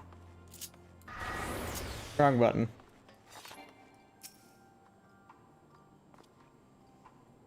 can see this place is littered with remnants of various types of war machina. While my comrades and I have already recovered the tanks from the less damaged units, those that look a more severe beating are hard to scavenge. We decided to save those for another time, the time being now. Rather than pry them apart piece by piece, it would be quicker to remove the outer casing using the compact explosives. With luck, we'll gain access to the tanks without rupturing them. Though the force generated by these devices is relatively weak, I would advise you stand well clear to avoid being hit by any shrapnel. Before even bothering though, you should check the Machina's beryllium gauge to see if there is any left. It should still provide an accurate reading even when the unit itself is inactive. If the gauge is broken, I'll let you decide whether to use an explosive or not. Should you need more, come to me. Okay, I'm gonna blow everything up. Fuck it. Understood, let's get to work.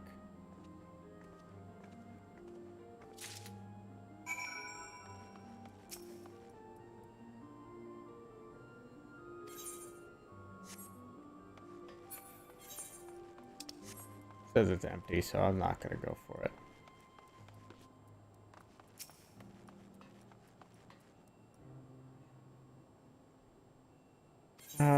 Fuck it, I'll use it.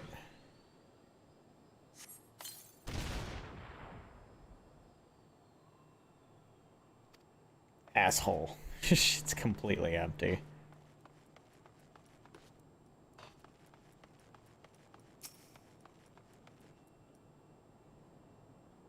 Yeah, it's broken, but I might as well check. And it's completely empty. Okay. Hey, Julius, give me some more of that good stuff.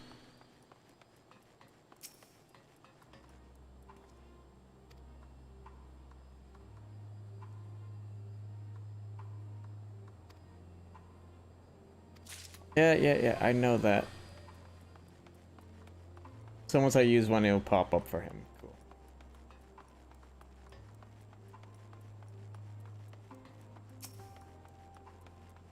Oh, there you go. He finally logged in.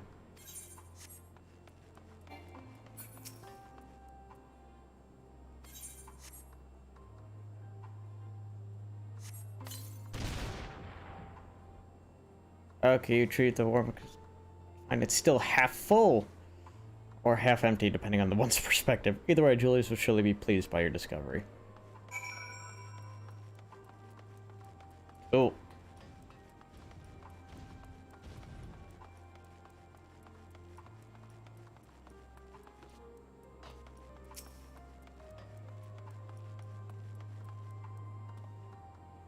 More explosives? Wait, is that what I think it is?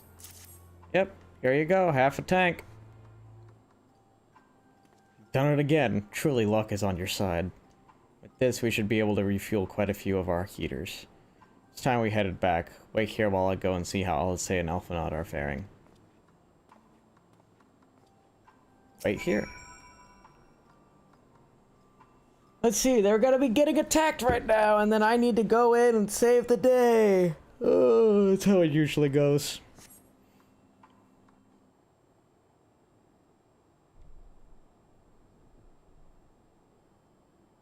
Oh no, they're talking.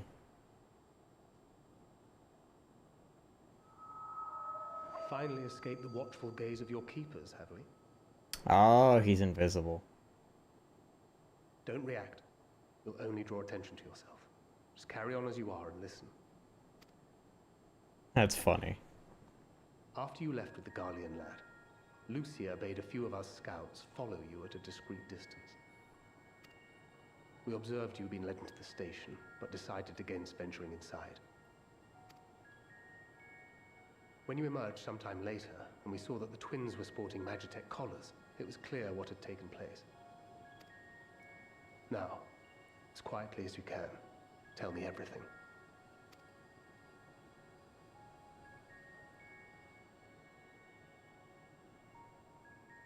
The Legatus himself, eh? Now there's a surprise. I like this voice acting. This is also the first I've heard of a plan to join forces with the 10th and storm the Tower of Babel. An interesting development, and perhaps the opportunity we've been waiting for. Our comrades back at the camp also received some rather promising news, but it's still too early to get our hopes up. Mm-hmm. For now, keeping yourselves out of harm's way comes before all else. Whatever demands the Garleans make, indulge them. With luck, this will all be over soon. Until then.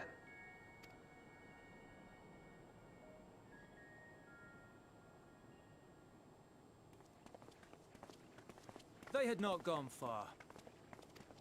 Okay. We searched high and low, but no luck, I'm afraid. I might have guessed you'd be the only one to find anything. I wasn't expecting much to begin with. Eventually, there will be nothing left out here for us to safely salvage. For now, this will have to suffice. We should return to the station.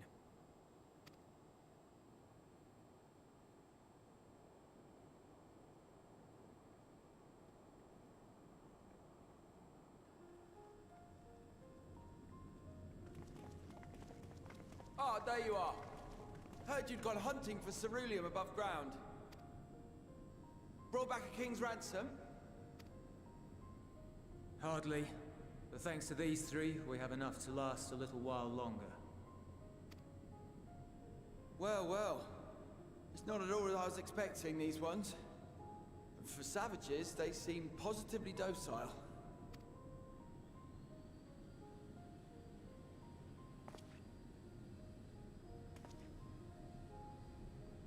Yeah. It's a poor attempt at humor. Gotta say, don't be In calling all us honesty, I'm grateful for savages. But even with another night of warmth, there are those among us who may not live to see the morrow.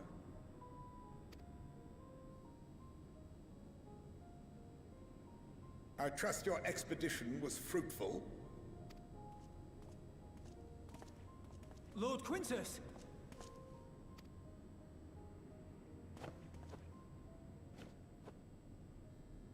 Use what you procured to refuel the armor. What?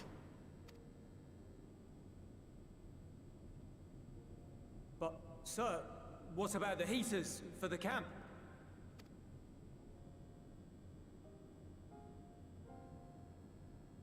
The time for action is upon us. What do you mean? What are you doing?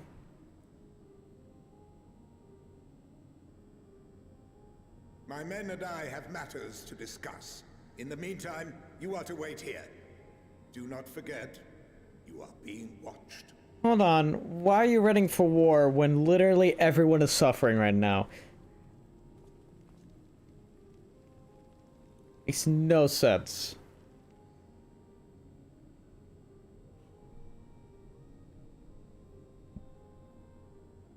The time for action. What did he mean by that? Yeah, we all wondered too. I can only speculate. Clearly something requiring their magitech, given what we just heard. Whether they plan to utilize it now, or after they join with the 10th, is another question.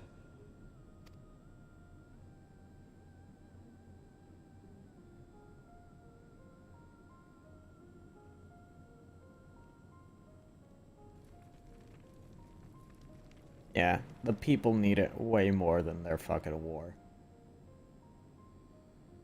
Will they ever escape this cold? Return to and reclaim the idyllic spaces of which Eula spoke?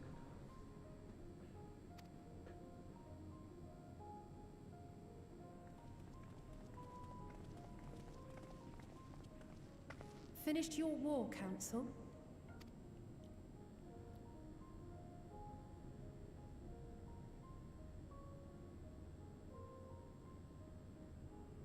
Alphino and Alizé are to stay here as our prisoners. They will be released once your comrades have relinquished their supplies and withdrawn from Garland. Oh shit. Oops, sorry. Really? Until our terms are met, they will be detained at a separate location.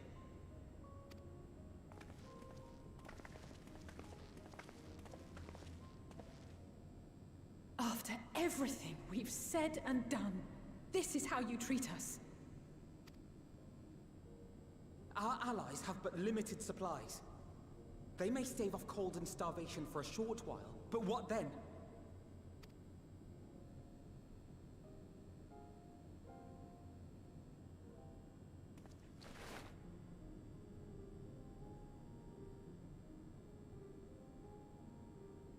He doesn't want to do this.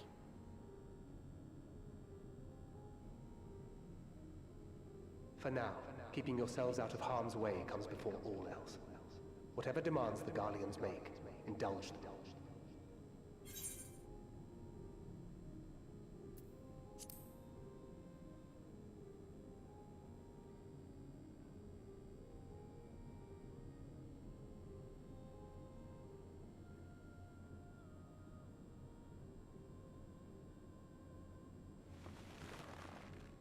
He really doesn't want to. Get them out of here.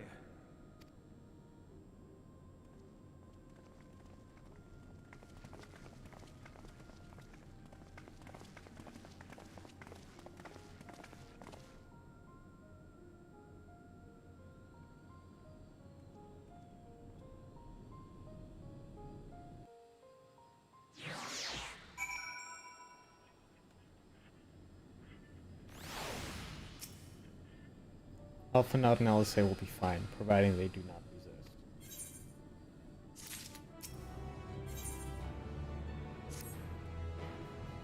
You'll accompany back to your camp, where I will meet with your leader and present Lord Quintus' demands. Before we depart, however, there's something I would ask of you. Assuming your contingent complies, the supplies they surrender will need to be transported here. Task falls to Legionnaires, Molsinus and Octavia. Okay. Who will pilot Magitech armor to your headquarters. You are to inform them that we are leaving shortly. Tell them to ask the ill for further details in those words. Once you've seen to that, meet me by the exit. Okay. The guy who has no strength to fight me. You again. Ask the ill, he said. Okay, laugh, laugh, sigh. So that's to be the way of it, after all this.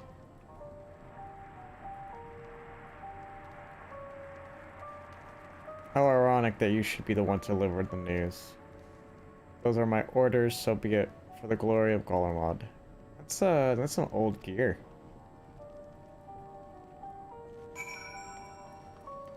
Haven't seen anyone use that in forever.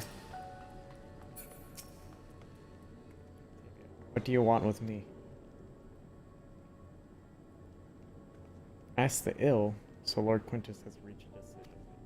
No, he would understand, that he would recognize this savage is a ruthless, merciless creature. And to defeat him, we too must be uncompromising. So they're gonna fight us. I'm ready. In the name of the Emperor Varus, for the glory of Garlemald, I will fulfill my duty. So that means they're gonna try to kill our people. Got it. Or they're finally gonna try to kill me.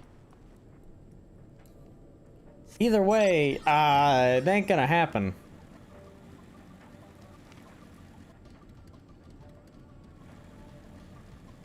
Funny looking. Little cape.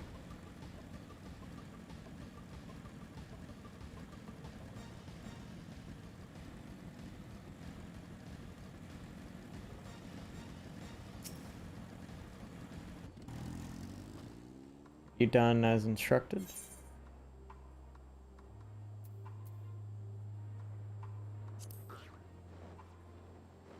Oh.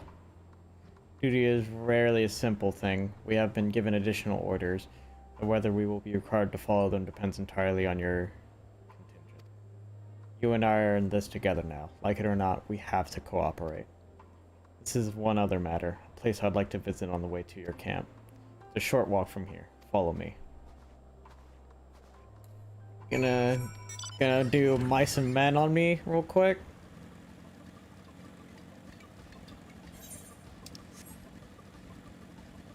Excuse me, coming through.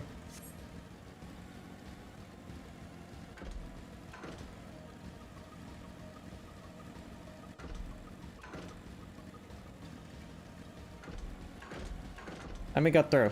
Thank you.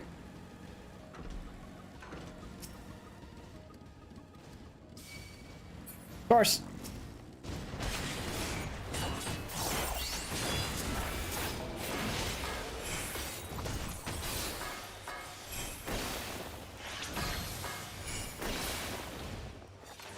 Damn.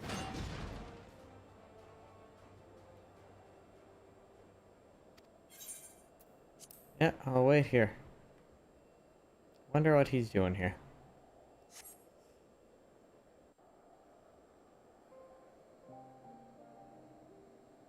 Ooh. I like this one.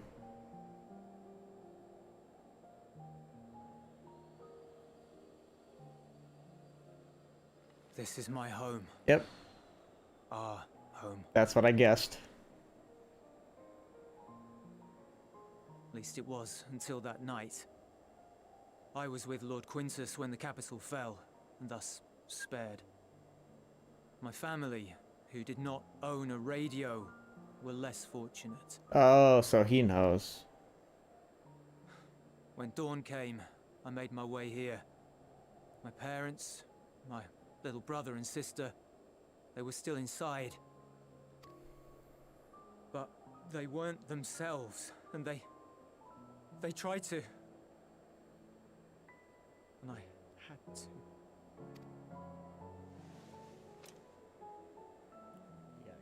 I'd promised to take them away from the capital that very morning, to somewhere safe, to hide until the fighting stopped. I promised.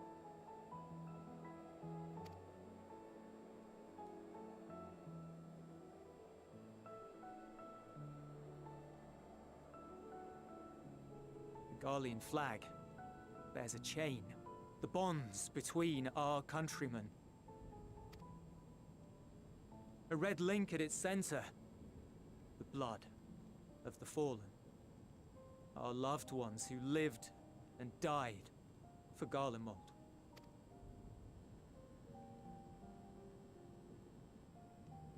But if she too fell, who would be left to remember them and their sacrifice? What enduring proof would there be that they were ever here? If we had turned to your gods, would they have saved us? Fortunately, that's not how it works, buddy. I'm sorry, forget I spoke. We should go.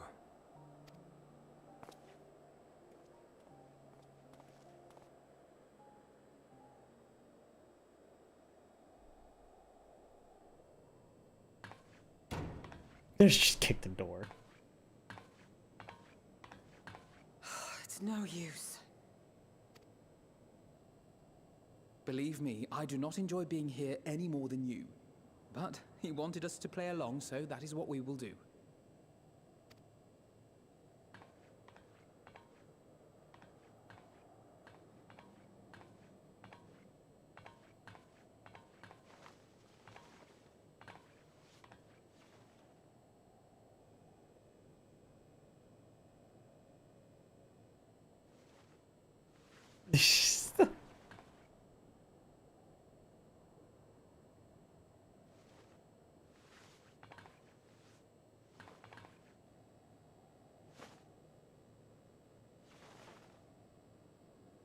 It's so cold.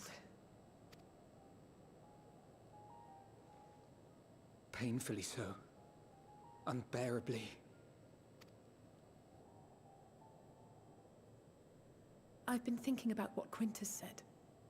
About why no one would accept Garlean rule.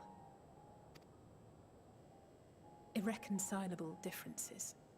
When coexistence isn't an option, only conquest remains. Varys at Gimlet said much the same. Only by uniting the world beneath a single standard would we rid ourselves of the Ascians. United as one people. One race cleansed of imperfections. A cold and unforgiving vision. And when we fail to live up to their standards, what place is there for us in their world? But the truly sad, truly frustrating thing is how damnably similar it all is to the lofty ideals of Father and the Forum. Non-intervention. Always non-intervention. Protect our knowledge and our people, and to hells with the rest of you. And yet, I can see how it happened. Varys and Father looked to their elders for guidance and took their virtues as their own. But for this world was of their making. In who else could they place their trust? All of us lost in a sea of chaos.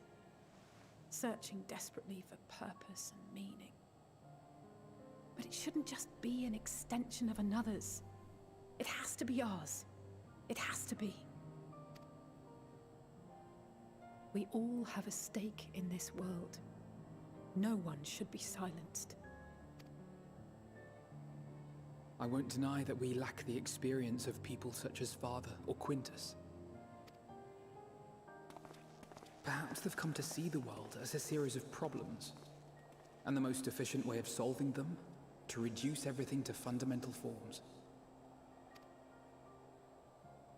A stone is a stone, a cloud, a flower, no more than that. Simple descriptions that strip the subject of distinguishing characteristics. A man is a man, divided according to race, creed, or allegiance, and to some, defined by such associations. Is that what you think? In my misbegotten youth. But what I believed wisdom was no more than aggressive ignorance. I've since learned to look beyond the banners and the politics. To see people as individuals, with their own hopes and dreams. As for my dream of building a better world, well, every day I'm reminded that it is far more complex than I had ever imagined. But it only spurs me onward, to find the wisdom and the strength to see it through to the very end.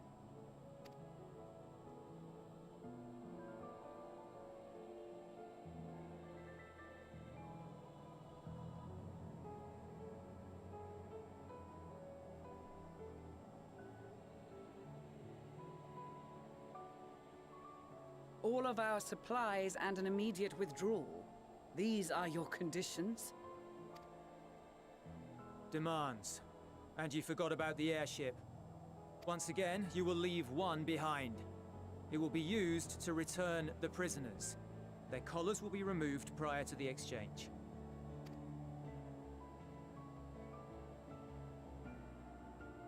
So in the end, not even Father's expertly worded rhetoric could deter you from your chosen course.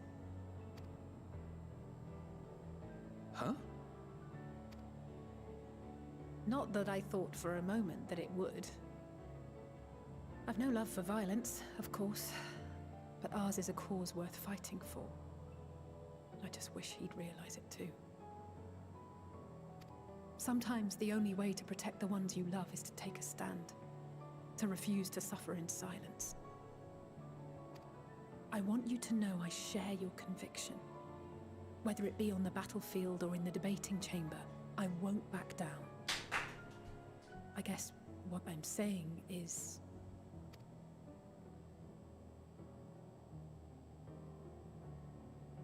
You've found your own reason to fight. Yes. Yes, I have. Awesome. God's willing, there will come a day when we can finally lay down our arms, and there will be peace. But not until the Telophoroi have been defeated once and for all. Sure, because it's And just a you, Telophoroi. brother, will have a vital part to play. By your words and deeds, you'll lead the way. I pray I am up to the task. There'll always be naysayers. Those who think us fools for even trying. It's easy for learned elites to criticize earnest efforts and assert their moral superiority, all without offering alternatives. Not that their sophistry has ever wounded you. So stubborn and strong. Stronger than you even know. Don't ever change, you hear me? If you stumble, I'll be there to catch you. Or give you a thick ear. Maybe both, for good measure.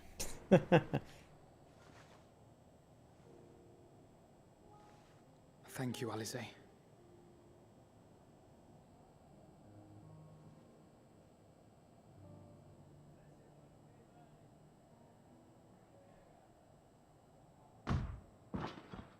Oh, Thancred. Never mind. Huh.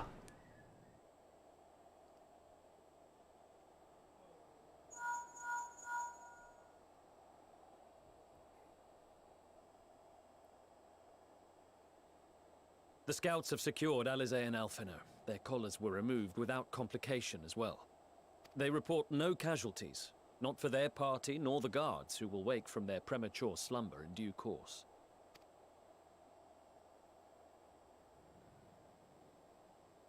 It would appear the situation has changed. I propose new terms. We have information that will be of great interest to Lord Quintus, and I wish to speak with him in person.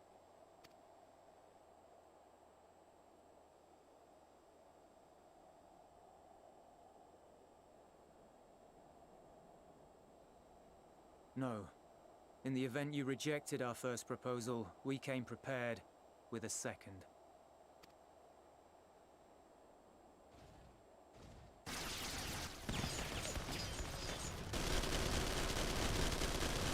Ambush!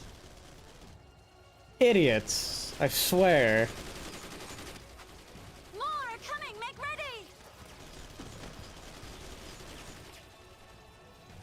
We, the loyal soldiers of the First Legion, proud servants of Garlemald, of the fallen Emperor Varys, shall safeguard these lands from the barbarian hordes. Dope music, until but our dumbass. countrymen return!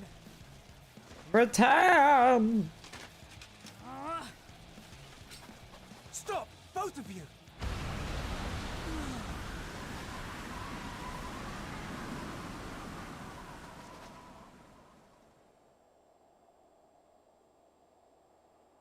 This child may be the worst emissary I have ever seen.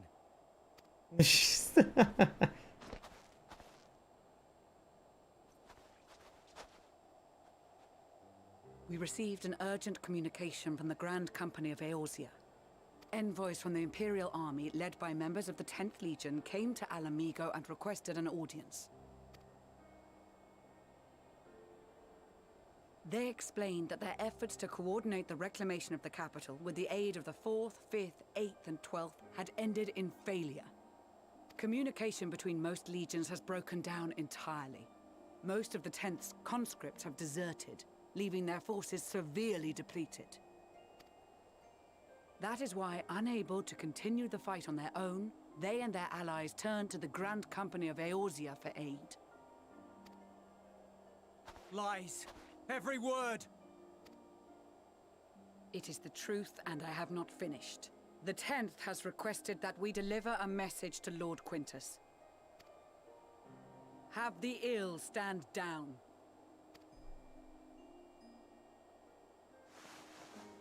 You have been listening, my lord? What are your orders? What are your orders? Yep.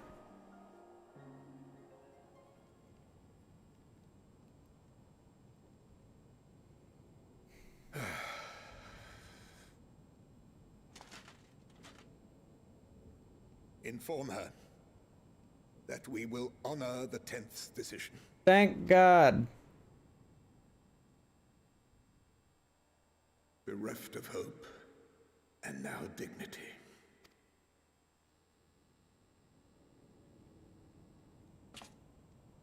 I release you from your duty. All of you.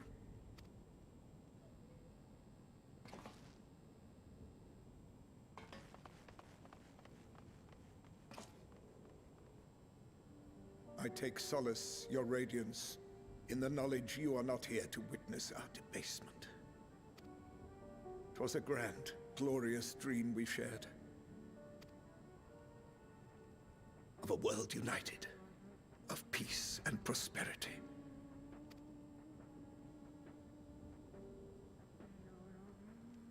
We are ghosts, you and I, memories of days gone by. Bonds forged in blood that I will not see tarnished.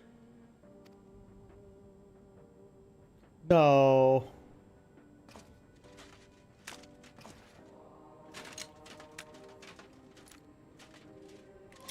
Seriously?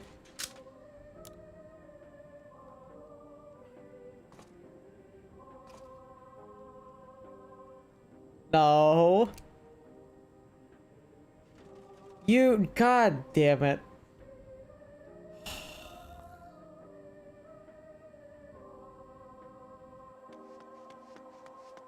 Why do such a thing? That is so dumb. Quickly! We have to reach the station before it's too late. If there is still a chance that Quintus will agree to a truce, we must take it. Quintus is not going to be around by the time you get there. Before he and his men do something rash.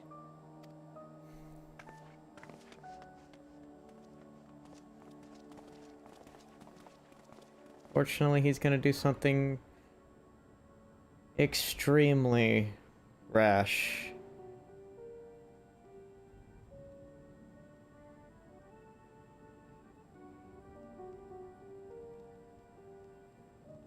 There, literally no one's running to his aid. I'm surprised no one stopped him. He has open windows, for God's sake. His doors are wide open, too.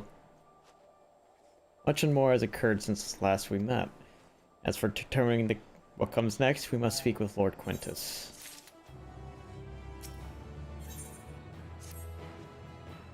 Proceed, tell me when you know the First Legion, the disposition of their forces. Yada yada yada, they're in terrible shape, we need to help them. They're preparing for war while the refugees in their care were left to go hungry. A reckless, short-sighted plan that risks the welfare of the people that are sworn to protect. Nevertheless, we cannot compel to accept our aid. If we were to arrive in force with the intent to do so, we'd only incite panic, but perhaps they can be persuaded to follow one of their own. Go Julius back to the station, have him lead to the refugees here. Some may be unwilling to or unable to leave, but for the time being, I'll take what I can get. Alfnod, LSA, and the scouts sent to extrasite them should already be at the station. I'll also have our other comrades in the area lend their support should it be needed. Understood. Alright. Cause I'm gonna get caught in another cutscene. Let me grab this little quest and then I will be signing off for the night. Well, for the weekend more of, and I'll be back on again next weekend. Okay, yada yada yada. Let's just get through this. I grab this and then you go on your way. Alright.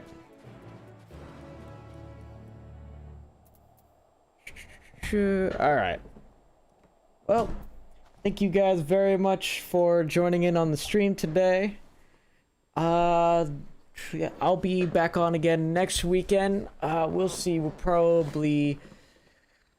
I'll most likely still be playing with Gerbil with either Divinity, or we'll be doing, well, Gerbil and Zodiac for either more Divinity, or we might continue on with Halo. Again, thank you very much for joining in and watching, and yeah, we'll be back on again